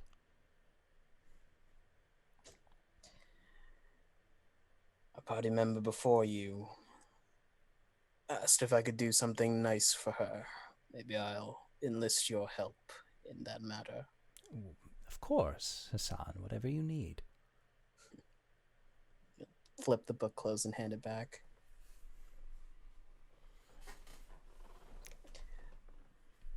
Tea? I would love some. And I feel like it's just Hassan and Tesh having tea, making weirdly devious small talk. Baz is super uncomfortable. Are you guys having tea over here? Would you like some? I didn't put anything in it. Never mind. I'll go make my own. What? What? You don't have to. Baz, wait. We made tea. Come. I've always said never take a glass of something that you haven't seen poured. There's the we flash can of pour yellow. you one. Come, Baz, sit by the fire with us. How about this? And then Tesh will top off the tea for himself and for Hassan. Then take a seat. Come on. This group gets so dark when RinRin's gone. It's been like 5 minutes. Yeah, We're it's inviting you to just sit with us. there. It's only invited to tea. He begrudgingly approaches and then sits down. He's got a very concerned look on his face the entire time. He takes the tea and he sniffs it suspiciously. He's gonna examine it for anything untoward. Should I make a sleight of hand check, Tyler? Yes, Everyone make you should. Constitution saves. Not me. Immune. But I'm not there Tastes yet. like iocane powder. I'm immune to iocane powder. I've taken a little every day. This was the implication. Oh my gosh. What am I rolling to sniff the tea? Survival? Perception? Survival? Yeah, let's give it survival. 16. What's this tea made of? I don't know. Why don't you tell me, Steven? What is this tea made of? Oh, it's oolong. We probably got it at port. I didn't buy tea. This was entirely Hassan's. Okay, this is all Hassan's tea. And it is, yeah, I'd say so. Bought at port and probably pretty good. All right. Baz sips the tea. Or sniffs it first, sips it, puts it back in the little tea saucer. And he just kind of sits there and he looks at the two of them. And he says, "Has RinRin been gone for a long time? Should I go and look for her?" She does this once a month. It is part of her libations. He seems concerned. She'll come back a little schwasty, but she'll be fine. I feel like that might be dangerous here in this jungle.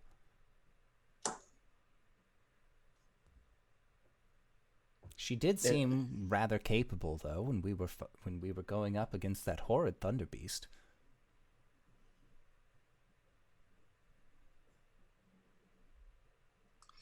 Oh, the Yes, the giant lizard. That was RJ having a brain fart.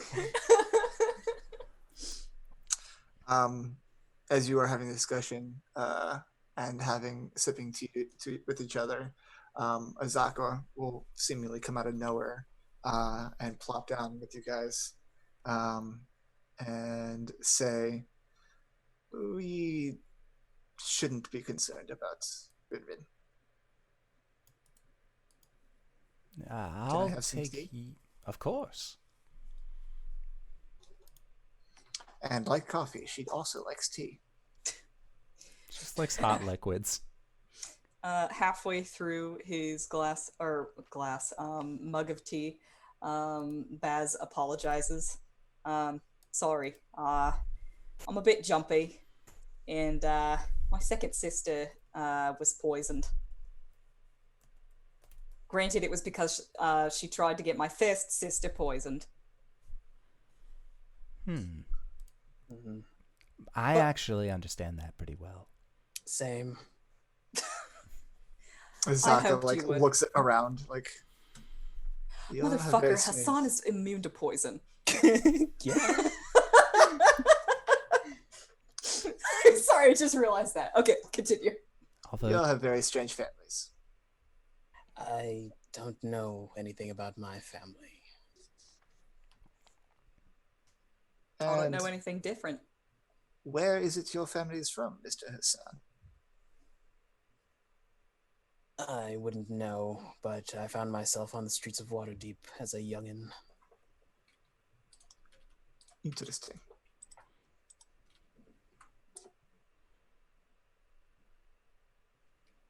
You all enjoy, how you say, creepy tea with each other.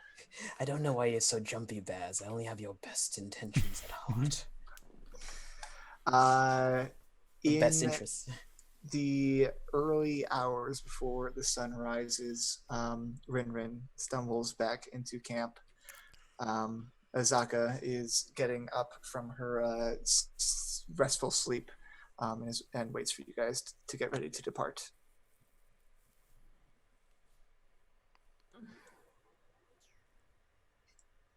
RinRin, are you okay? I'm fine. Do you need some water? No.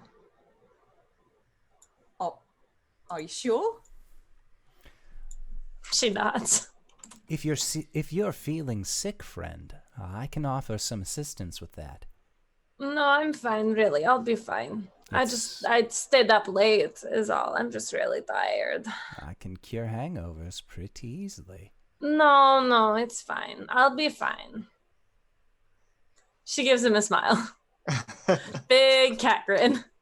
Medicine check. All right, roll it. I want to know if you're feeling hungover. Can you show me? That's a 1. You know what? You're the doctor. I don't have a degree. No one knows their own bodies but themselves. Her, what she says dissuades you to. You think she's going to be okay? I think she'll make it through this one. I'd like to do an insight check. Okay.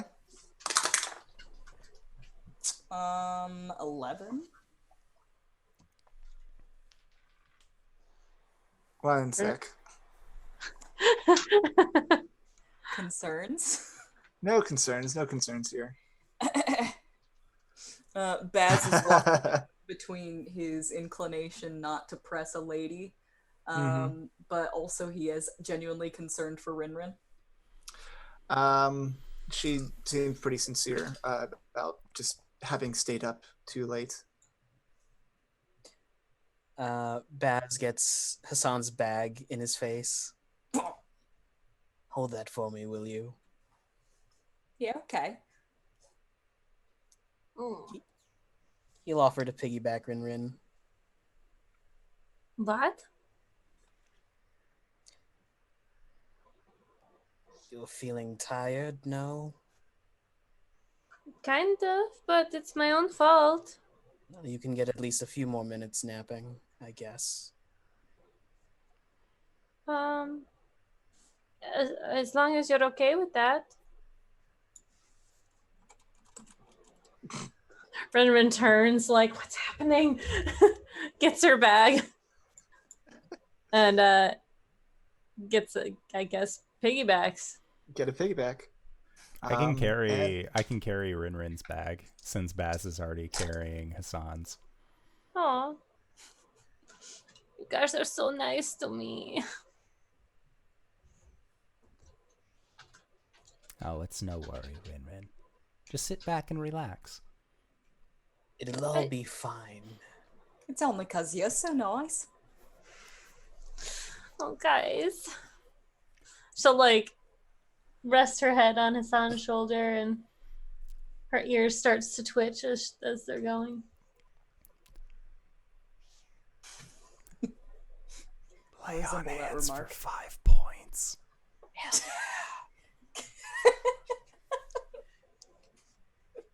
You take those 5 points. What It else is doesn't. It doesn't go over my max HP, right? No. No. Okay. But if you have any, if you have a disease or a poison afflicting you, neutralized. So no Oh, more yeah. hangover. Oh my god, you are the antidote. You're terrified. Oh my god, you could have stopped yourself from being poisoned too! That's fine!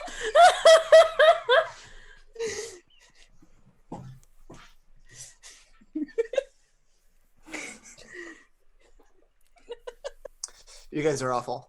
Azaka starts leading you into the forest as you are traveling again on this day. And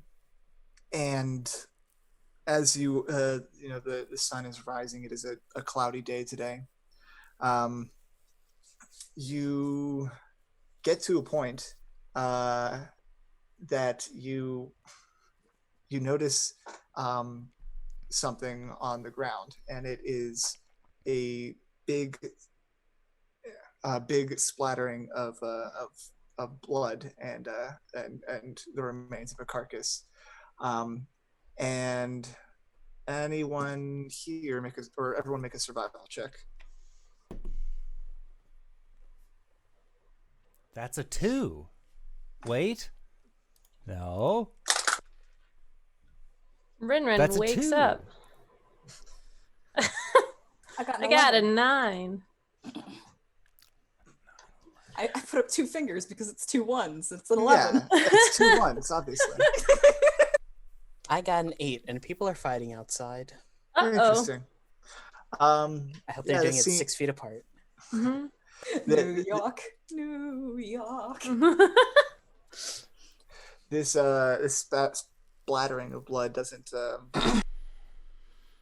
seem unusual to any of you. Pretty part for the course for Chult. But you see Azaka just do a big old face palm. I went the wrong way. Wait, when? This morning. We are back where the T-Rex was. Oh, Is it still here? that was like yesterday. I'm sure it's moved on.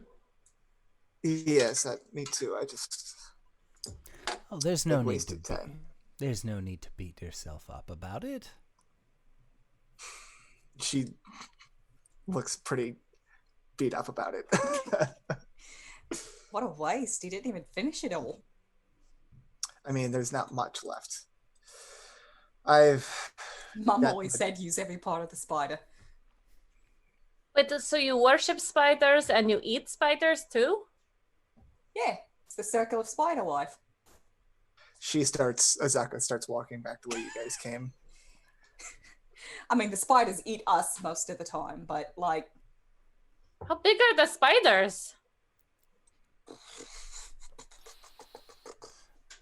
he starts sizing it up with his hands. We're following after Azaka, going back. in the Yeah. other direction. I'm just minor illusioning a spider and just bigger, smaller. Bigger. There's a wood model Bigger. of It just keeps going. Bigger, Baz next to the model spider. bigger, no smaller. Oh no, wait, no, way bigger. I don't like spiders. You Sorry, all- I hope that's not offensive.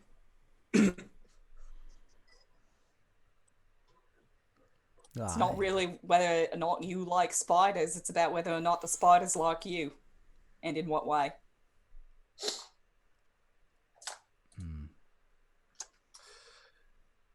You continue this conversation on the road or Yeah. Yeah. on the underbrush as you're continuing to trudge through the jungle. Has RinRin gotten off my back yet? Oh Yeah. Baz can talk for hours about spiders. Yeah. Thank you, Hassan. I really appreciate it. I feel so much better after that. I don't normally feel this good after my constitutions. The morning passes and the afternoon. The morning passed as you got to the wrong spot, and the afternoon as you got back on track. And the evening sun sets, and you find yourself roundabouts the same place you were at the beginning of the day. And much like last night, well, not much like, very unlike the last night, you all settled down for a rest.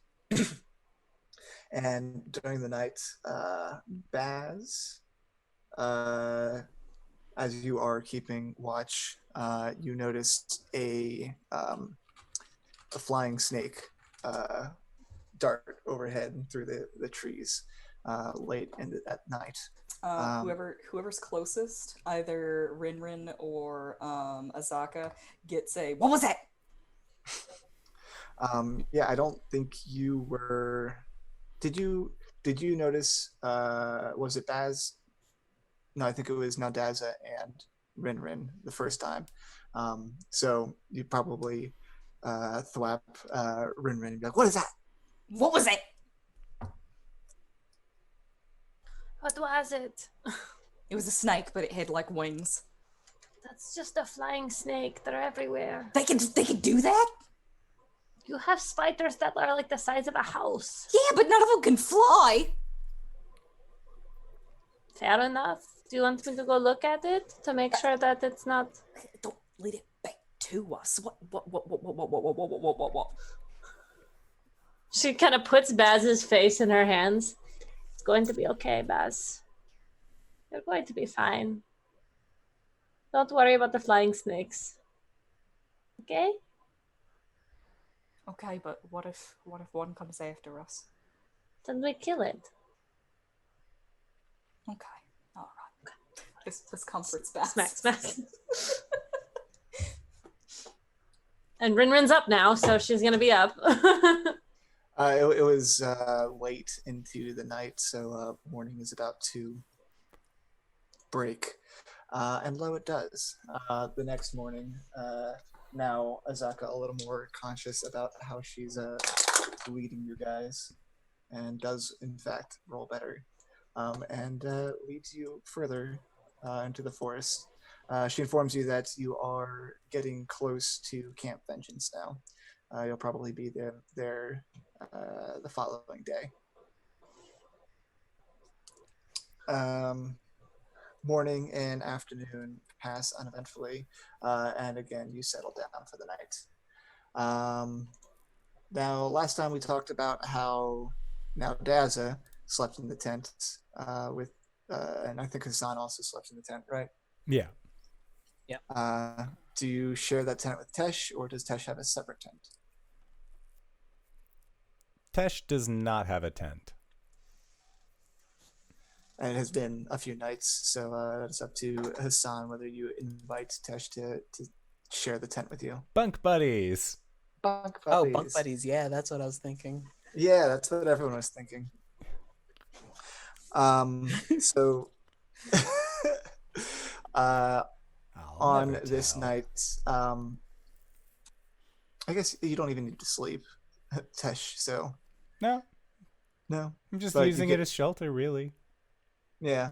I mean, I know Baz would sit outside of it for his trance and then just hang out outside. Azaka and RinRin would sleep in hammocks, a little elevated, and Hassan would sleep in the tent. On this night, about midnight, you hear groaning and stumbling,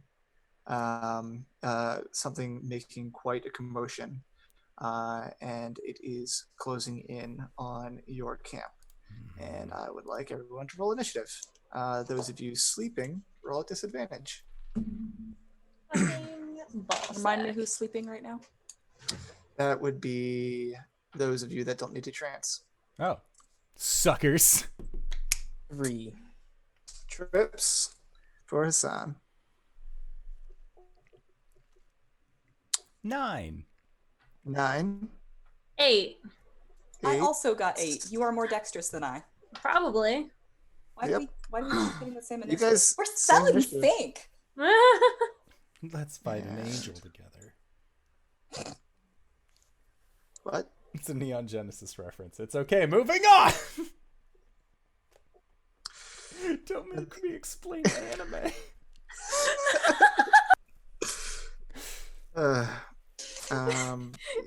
Stake through the heart for a vampire makes Steven explain anime. Steven, what is Tesh's dexterity? His is 17. Okay, that is a lot. Good for you, buddy. Good for you. Out of the forest, you hear a moaning and a shuffling and a stumbling. And soon enough, you see 7 humanoid figures stumbling towards your camp. They are dressed in a very familiar attire. And you recognize their attire to be that of people from the Order of the Gauntlet, who were at Camp Vengeance, and as Tesh would know, Camp Righteous as well. But their how you say movement would suggest that they are not quite right.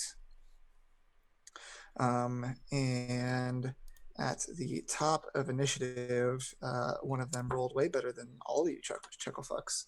And it will stumble through the underbrush and attack the first person that it can see. And the first person that it could see would be Baz. And how's a 18 to hit? Yes. Okay, you're gonna go ahead and take 9 bludgeoning damage. Alright. It slams up against you, and as it gets close, you can see it's got it's covered in vines, and like out of its temple, being this close, you can see it looks like it was actually like shot through the head, but a bright yellow flower is growing out of this hole that it had in its head, and it is upon you. He's trying to get to his feet and get his gun ready. He's all like, zombie fat! Speaking of which, Tesh, you are not in your armor because you have to take Nope. off your heavy armor. Yep. Cool. I've already accounted for it. My AC is 15 now. As opposed to 19. Big difference. I mean, yes, but also, hot damn. Next is Azaka, who, in a flurry of movement, swings out of her hammock, sword in hand, and goes right at the creature, attacking Baz. And those are both pretty poor rolls, Azaka. But luckily, these things aren't very strong. So the first one will hit and do that much. Azaka jumps to your rescue, Baz. Up next is one also going for the two of you, and is going to attack Baz.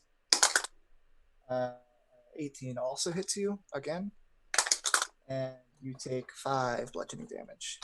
Alright. I have 5 hit points. Okay, up next is Tesh.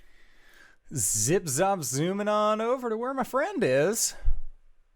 Are you guys friends? Yeah, I like to think I'm friends with Baz.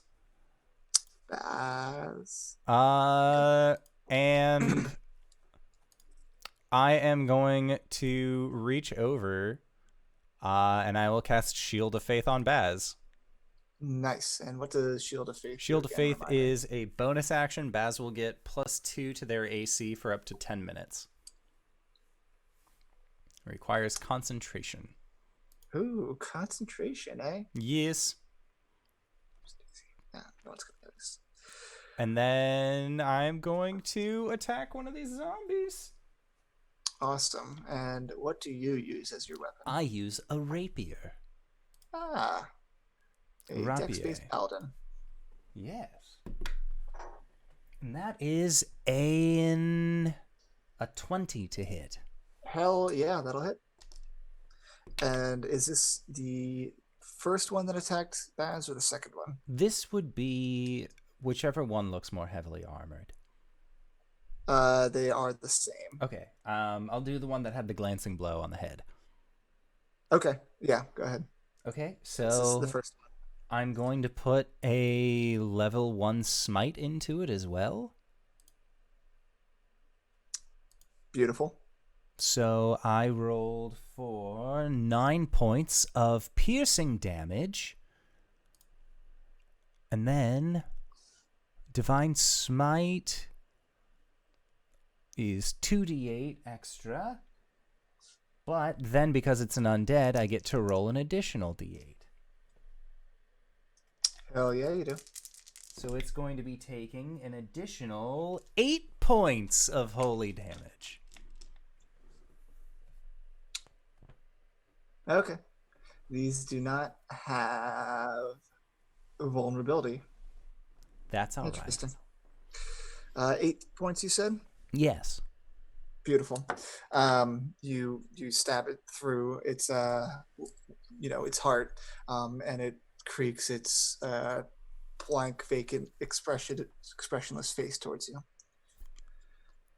And more tumble out of the woods, and one is going to attack you, Tesh, for a not much 14.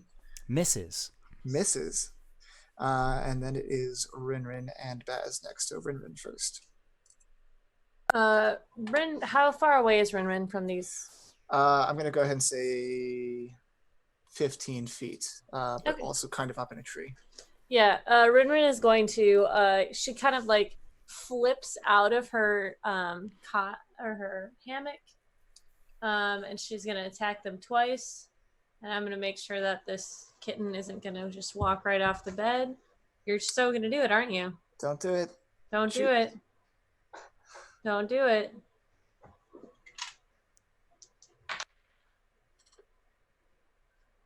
Oh God, I rolled a 4 and a 2. What's your plus to those? Plus 6. Okay, the 10 hits. Wow. Okay. Which one are you attacking? The one that has already been hit. Okay. It's getting pretty crowded around that one, so you have to actually like kind of go around to the backside to do so. Sure. That's 7 damage. 7. All right. 7. And then I'll use a key point to do let's do patient defense. Okay. So that's taking the dodge action. Okay. Awesome. So you have a plus something to your, or do people have disadvantage attacking you? Someone remind me dodge. Disadvantage. Yeah. Cool. They have disadvantage attacking you. Yeah. Baz. Baz is looking pretty bad. Yep. I like to imagine that he's got his rifle up trying to keep these zombies at bay. Yep. And one of them's just like got its hands like trapped behind the rifle and snapping in his face, and the other one's got its hands up around his throat. He's going to use his bonus action to disengage, just shoving that rifle forward and like sweeping them off to the side. And whilst they're still trying to reach for him, he scrambles away. I'm going to run backwards 20 feet, turn around, and all disheveled. His hair is quite a mess, and he's probably bleeding from several places. He's going to try and shoot one of these boys. I'm going to try and go for one that hasn't been hit yet. Okay. Probably one that's going after RinRin. Cool. There are 2 next to everyone, and you can see another 5 are shambling through the forest towards you. All right. I'll try and get one that RinRin is in melee with. Cool. With my rifle. A 10? Awesome. A 10 does hit. Yeah. Okay. So that is a bullet, krakow, loudly through the forest. Maximum damage for 16. Oh shoot! I even have sneak attack on this because Oh, yeah. she's there. 16 plus 3 is 19, plus 2 is 21, plus 4 is 25. Beautiful. 25 points of damage on one of these things as you strike it through the head. And the vines kind of spill out a little bit, but it is still up. Holy shit! I think Baz actually said, "Holy shit!" And after your turn is one more that is going to stumble forward and attack RinRin in the back because she had to maneuver herself. And that is going to be a 21. At disadvantage? No, at disadvantage. For a 9. Nice dodging. Thanks. It was a test. That was a test. Yeah. I want to show you guys what's staring at me right now. Keep going. Hassan, it will be you. Kitten. Hassan, you're about 10 feet back from where the majority of these things are. And lo and behold, he's going to move until he's 15 feet away from where these things are. Probably, essentially right next to Baz. yeah, essentially. He walks out of the tent, yawns, sees everything. Hassan, help! He will throw down his staff, and you see it rumble as what looks like an even... You know how big a Titan boa is? Yes. The spirit of like a Titan boa comes up and just bears down on everyone. I'm using the bear spirits, so everyone gets 8 temporary hit points. And we have advantage on strength checks if you remain within the aura. Ooh, nice. I'm going to slap Baz on the side of the head for a cure wounds. This might be a little overkill. We'll find out.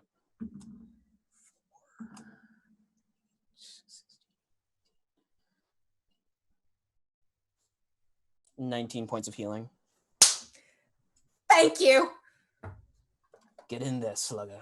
I have exactly 19 HP as my maximum. I'm going to actually shift behind Baz. Okay, awesome. After Hassan's turn, these things smell blood in the water, and 3 that are left use all of their movement plus a dash to get upon Baz and Hassan. But they cannot attack yet. Yes. So at the top of the round is the first one that attacked. Its original target is gone, so it's going to go after Tesh for a 6. Good try. Azaka, she's going to keep trying to kill that one.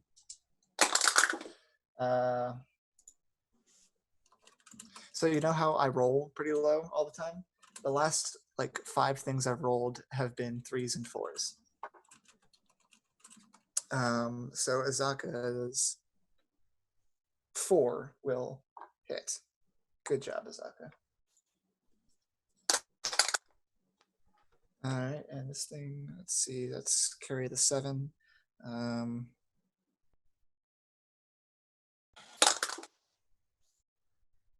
She did it.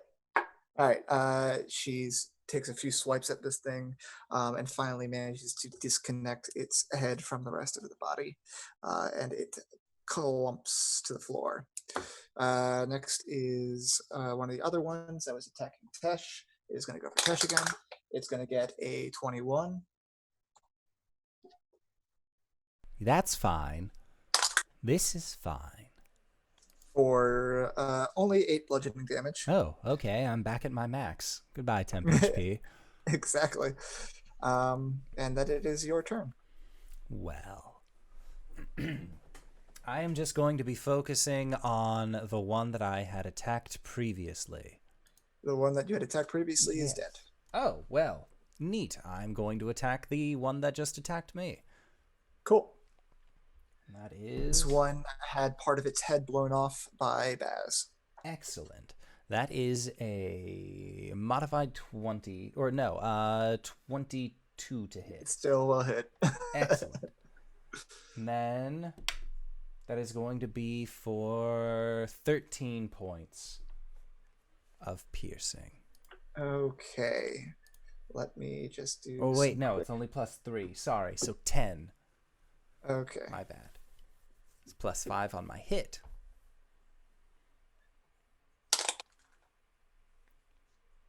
Well, luckily these things are rolling really bad as you stick your rapier into what's left of what's holding on its head and rip it out, and it too collapses to the ground. And there's still one that's near me, right? There is still one that's near you and another one that's within 10 feet of you that's attacking RinRin. Okay, I'll just deal with the one I have in front of me first. Cool. And lo, it's that one's turn, and it tries to whack you with its arm, and does so with a net 20. Yep, that'll do it.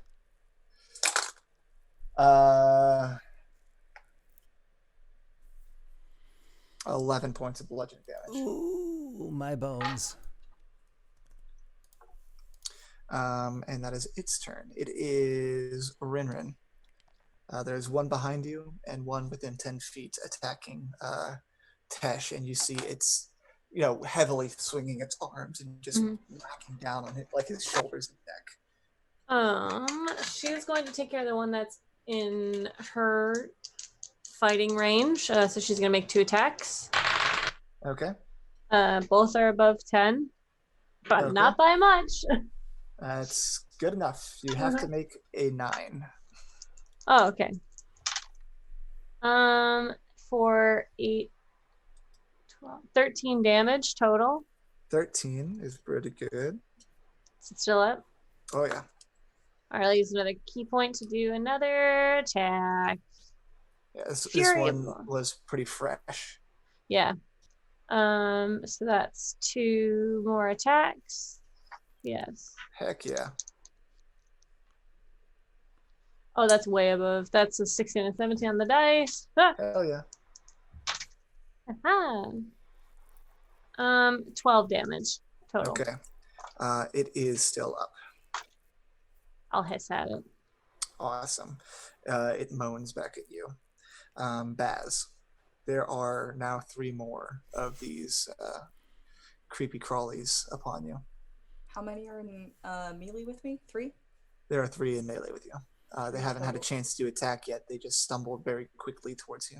Gotcha. How far behind me is Hassan? 5 feet. So only one of them is in melee with him. Okay. I'm going to disengage with my bonus Okay. action to step back. And then I'm going to try and get one with my rifle. So I'm All right. right next to Hassan. You're moving in like a diagonal so that you're not within 5 feet of any of them right now, right? Yes. Okay. It's a dirty 20. Beautiful. No sneak attack for this because nobody else is next to it.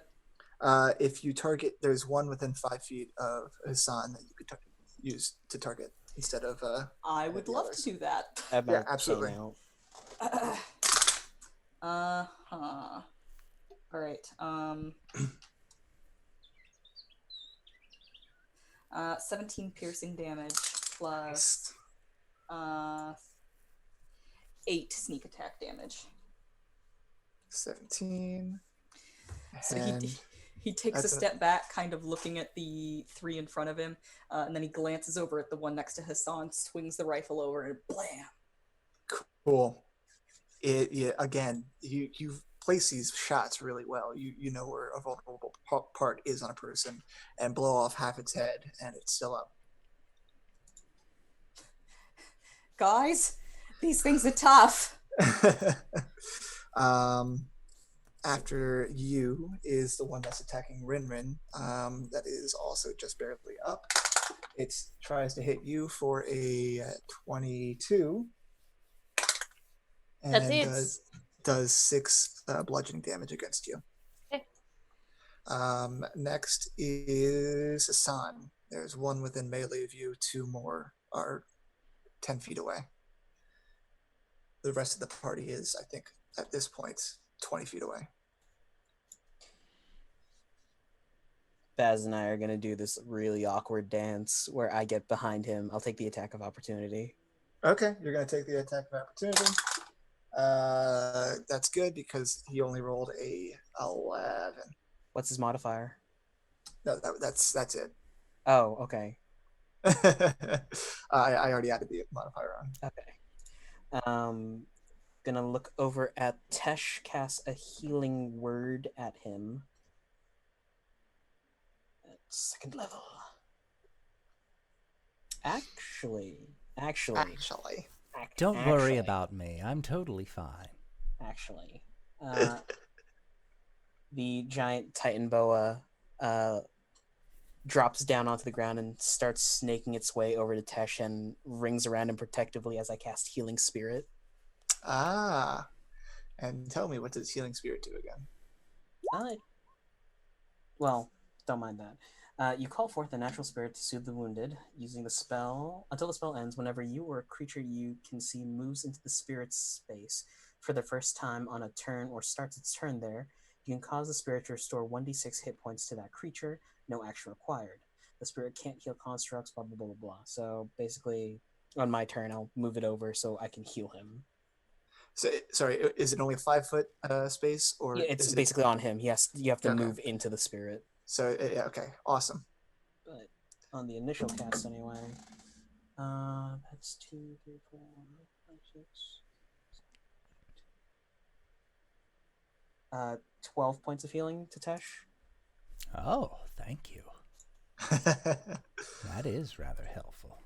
And that was just my bonus action. I'm going to turn on this dude. He's been hurt, so I'm going to toll the dead on him. He needs to make a wisdom save 13. Oh, and how wise he is with his not even close. Go ahead, roll damage. 6 necrotic. Close. It is still up. And it's its turn. And it is going to close in on, let's call it, you scooted back. So it's going to close in on you, Hassan, for a nat 1 to hit. And then the other 2 are going to close in on Baz for a 8 and a 17. 17 will hit. For 2 bludgeoning damage. That's fine. Your shield of faith is still up. It is. Oh. Didn't the shield? Oh yeah, you're sorry. I was looking at Hassan's AC there. Wait, sorry. By the way, Tyler, my AC is 12 because I don't have armor in my shield. Good to know. I would Thank you, sir. have failed my concentration check. That's fine. Thank you. Still would have hit anyway. Yeah. Awesome. Azaka is going to try and help Tesh out here for the one that has been wailing on him because she's right next to it. Both of those will hit. And min damage for a good amount at least. Cool. Next is another one. Another one. This one is dead. Good. It was the one that was attacking Tesh. Tesh, you are up. So there's still one in front of me? Isn't one in front of me? There's one within 5 feet of you. All right. And that's the one that Azaka attacked as well? Yep. All right. How does the one that RinRin has been fighting look? it looks like it's taken quite a beating. It's like normal, like face, everything, even though it's wrapped in binds, is very contorted, as if she's just been breaking bones in the head. All right. Well, if that's the case, I am going to stab out towards my metal zombie. Cool. In front of me. Hoo-wee. I am going to assume that a 7 does not hit. 7 does not hit. Well, that was it for my singular attack action. And as a bonus action, no, I have a shield in that hand. I'm good. I'm done. All right. Sounds good. The one that you just tried to hit is going to hit you, or attempt to at least, with a 11, so it does not hit. Up next is RinRin. There is one next to you and another within 10 feet. All right. I'm gonna punch him twice. The one in Good. front of me. Yeah. One of those hits. Wait, 9 you said? Yep, 9. Both of those hit. I rolled a 3 plus 6. Okay. Jeez Louise. I know, kittens. It's a lot. So that's 13 damage. So it's been a while since I brought this up, but for my rules, when you match the AC, Oh, right. I give it the option to either do half damage or give them disadvantage on their next attack. I'll do half damage. So one of them was a 7, and Okay. the other one would have been 6 reduced to 3. Okay.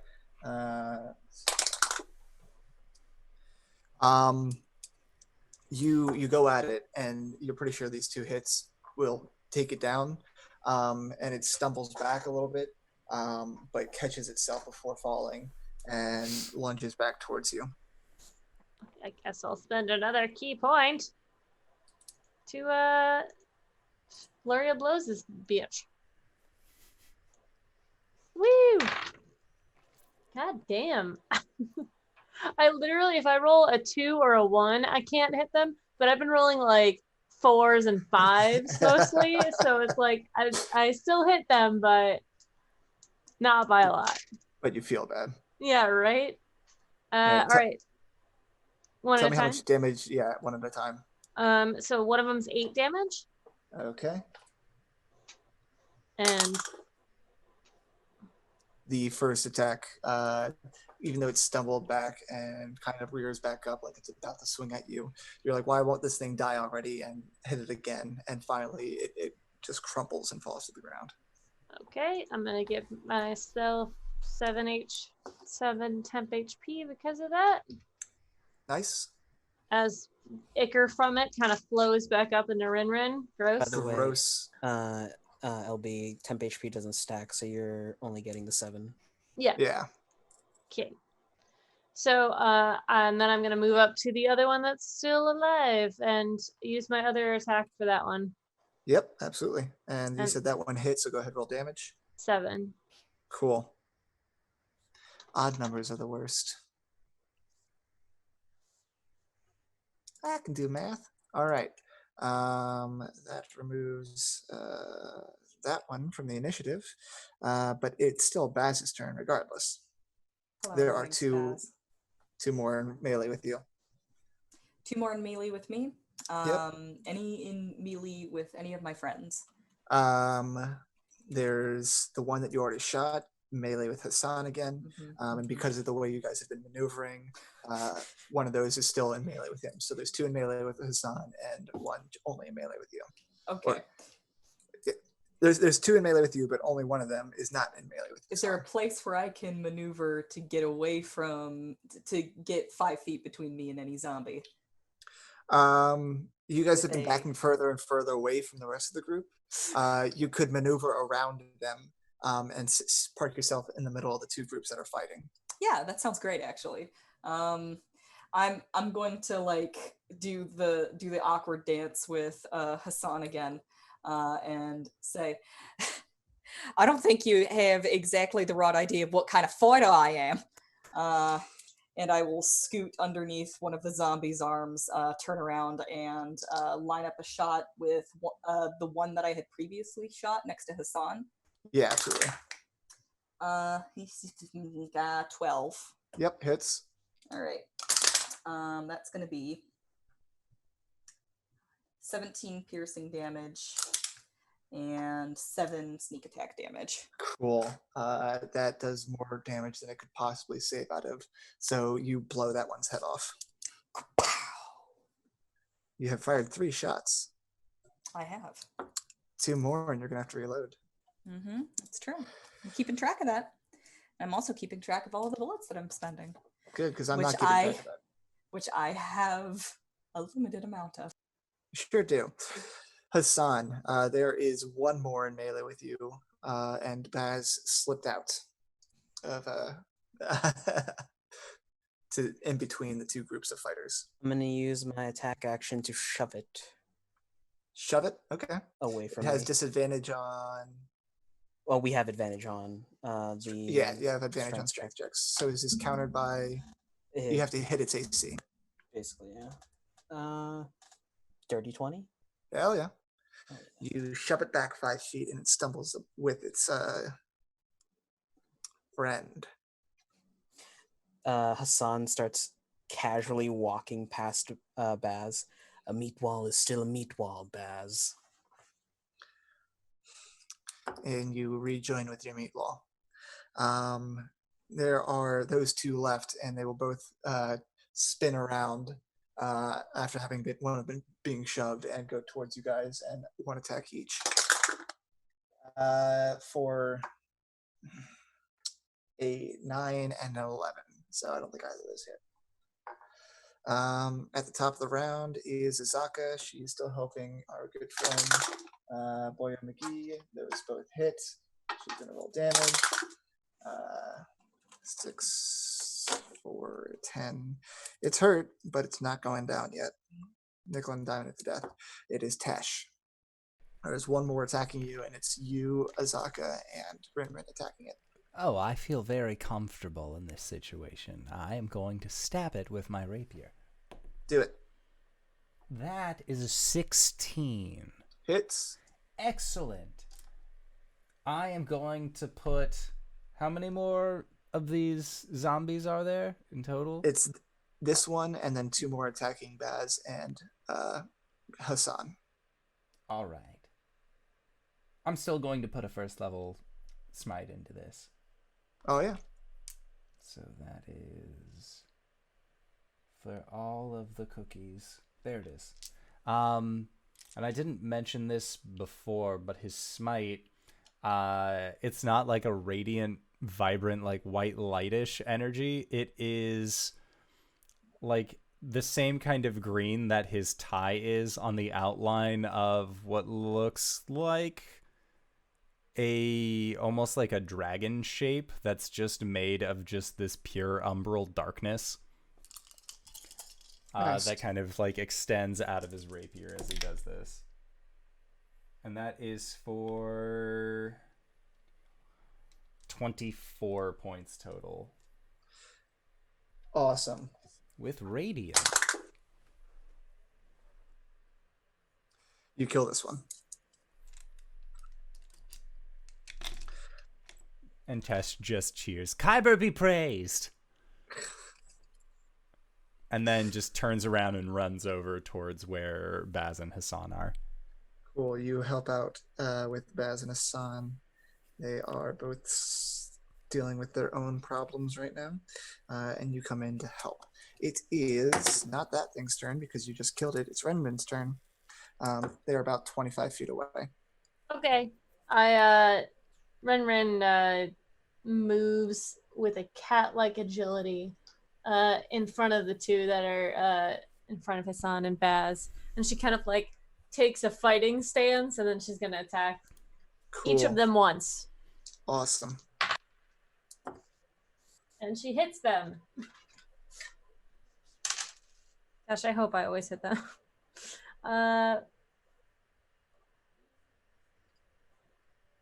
Is 11. Like 5 plus 6 is what? Sorry, did you attack the same one or? No, I attacked. Oh, you're right. I'm sorry. So 5 on one and 6 on the other. Nice. Okay. And then I'll use a key point to take the dodge action. Awesome. That's my Next last one. Is Baz. They're within melee of you again. All right, I'm gonna drop my rifle onto the Okay. floor. Pull out a combat knife and a butterfly knife. These are reflavored short swords. And I'm gonna enter the melee along with RinRin and try and take out one of them. The butterfly knife is a very big butterfly knife. It's just really sharp. Sure. I was gonna say like the dragon prince butterfly knife that Rail has. Yeah. Oh, you know what? Hell yeah.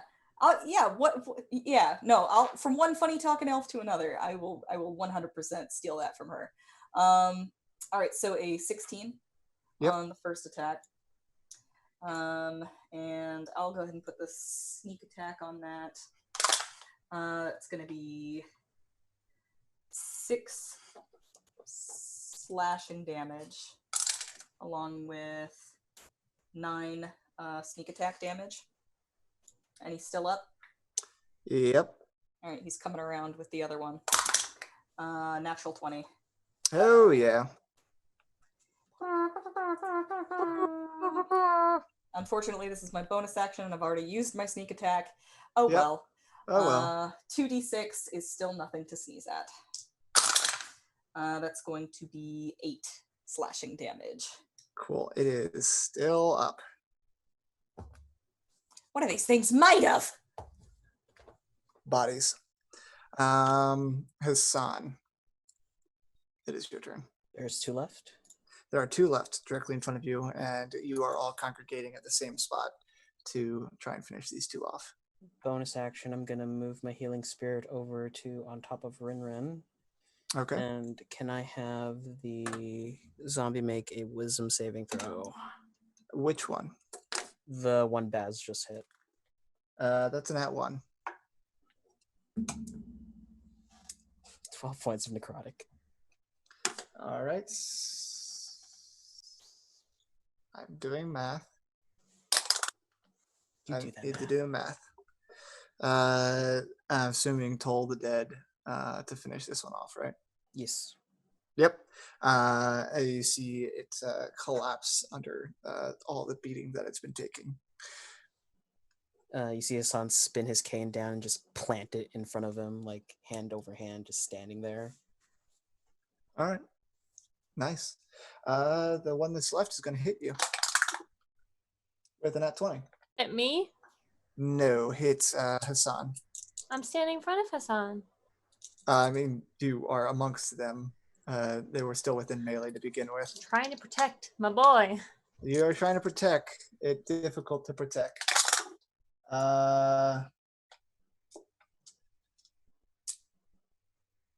13 points of bludgeoning damage on Hassan. Owie. Yeah, that hurts. This is the last one left. Azaka's going to run over and try and do some damage. She do. 7, 12. It's a lot, but it's not enough, as it is still kicking. Ouch. Next is Tesh. I'm going to stab it. Stab away, my friend. These things are tough. You just got to keep hitting That's a them. 10. That hits. Surprise. So that is going to be for 11 points of piercing. Still up. What a dick. Right? That's it. That's all I can do. RinRin. RinRin going to punch. Punch, punch. More than 9. Hell yeah. Hell yeah. For 8 on the first hit and 5 on the second. Okay, hold on 1 second. Okay, and then you said 5 on the second?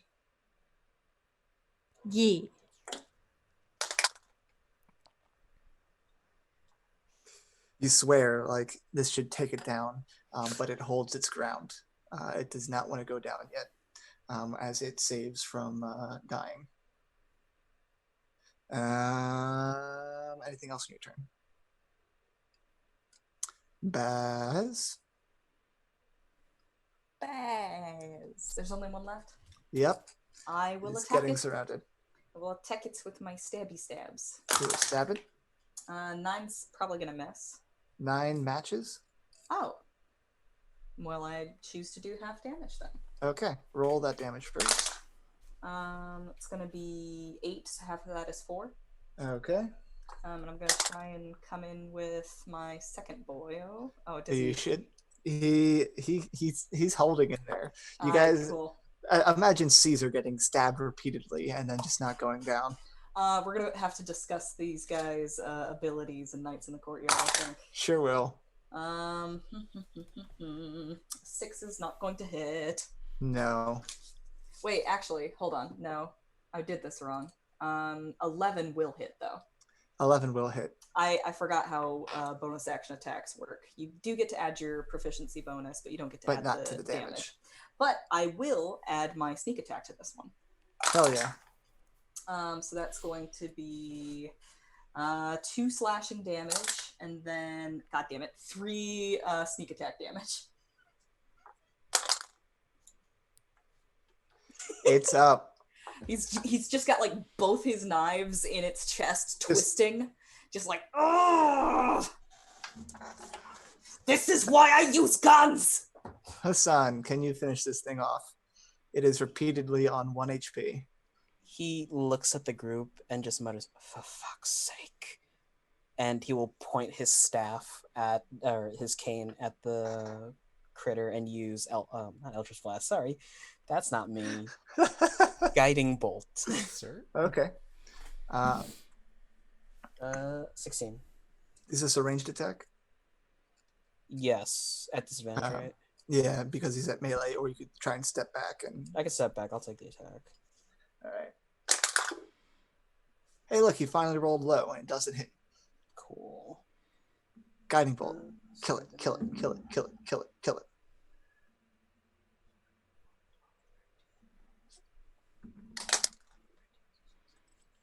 $19 points of radiant damage. Yeah, that does it.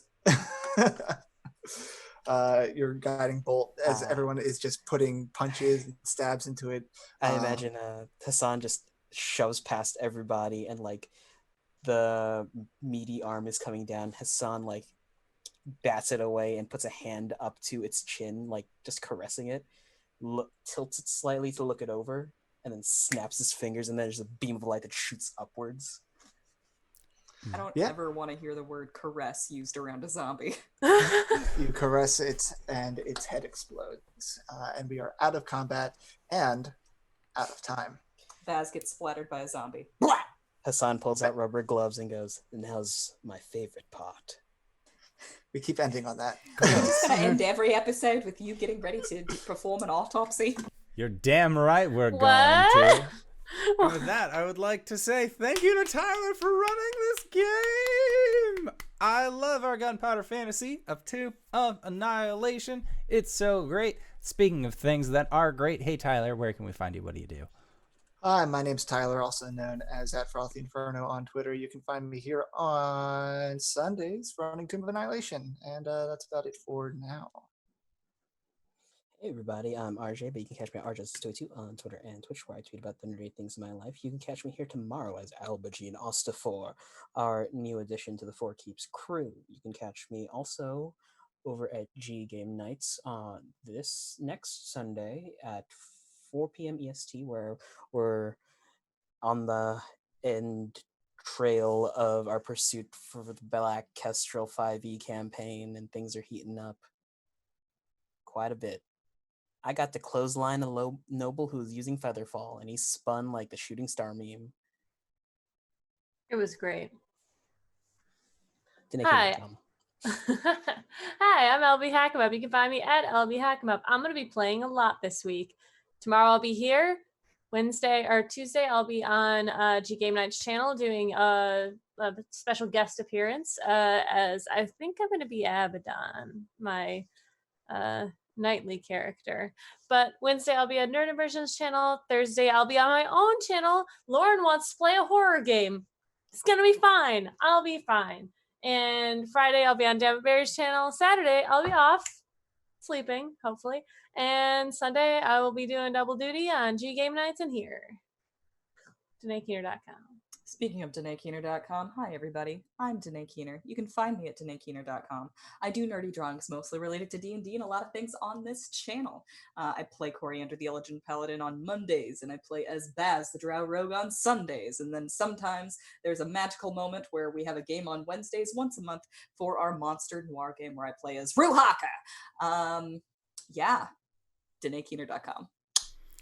And if you've made it this far, you probably already know who I am. But if you don't, hey Acorns, what's up? It's me, your buddy, your pal, your friend, the Indoor Adventurer, the showrunner here at twitch.tv/Indoor Adventures. We do shows like this Monday and Thursday at 5:30 p.m. Pacific Standard Time and 7 o'clock p.m. Pacific Standard Time here on Sundays.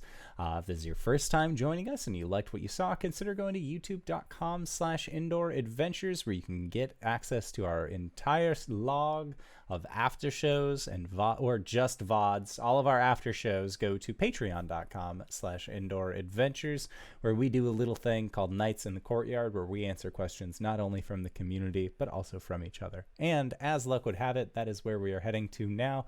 So once again, I would like to say thank you to Tyler for running this game for us. Thank you to everybody who decided to stop on by, and we'll see all of you guys next time. All right, everybody. Bye-bye. Bye.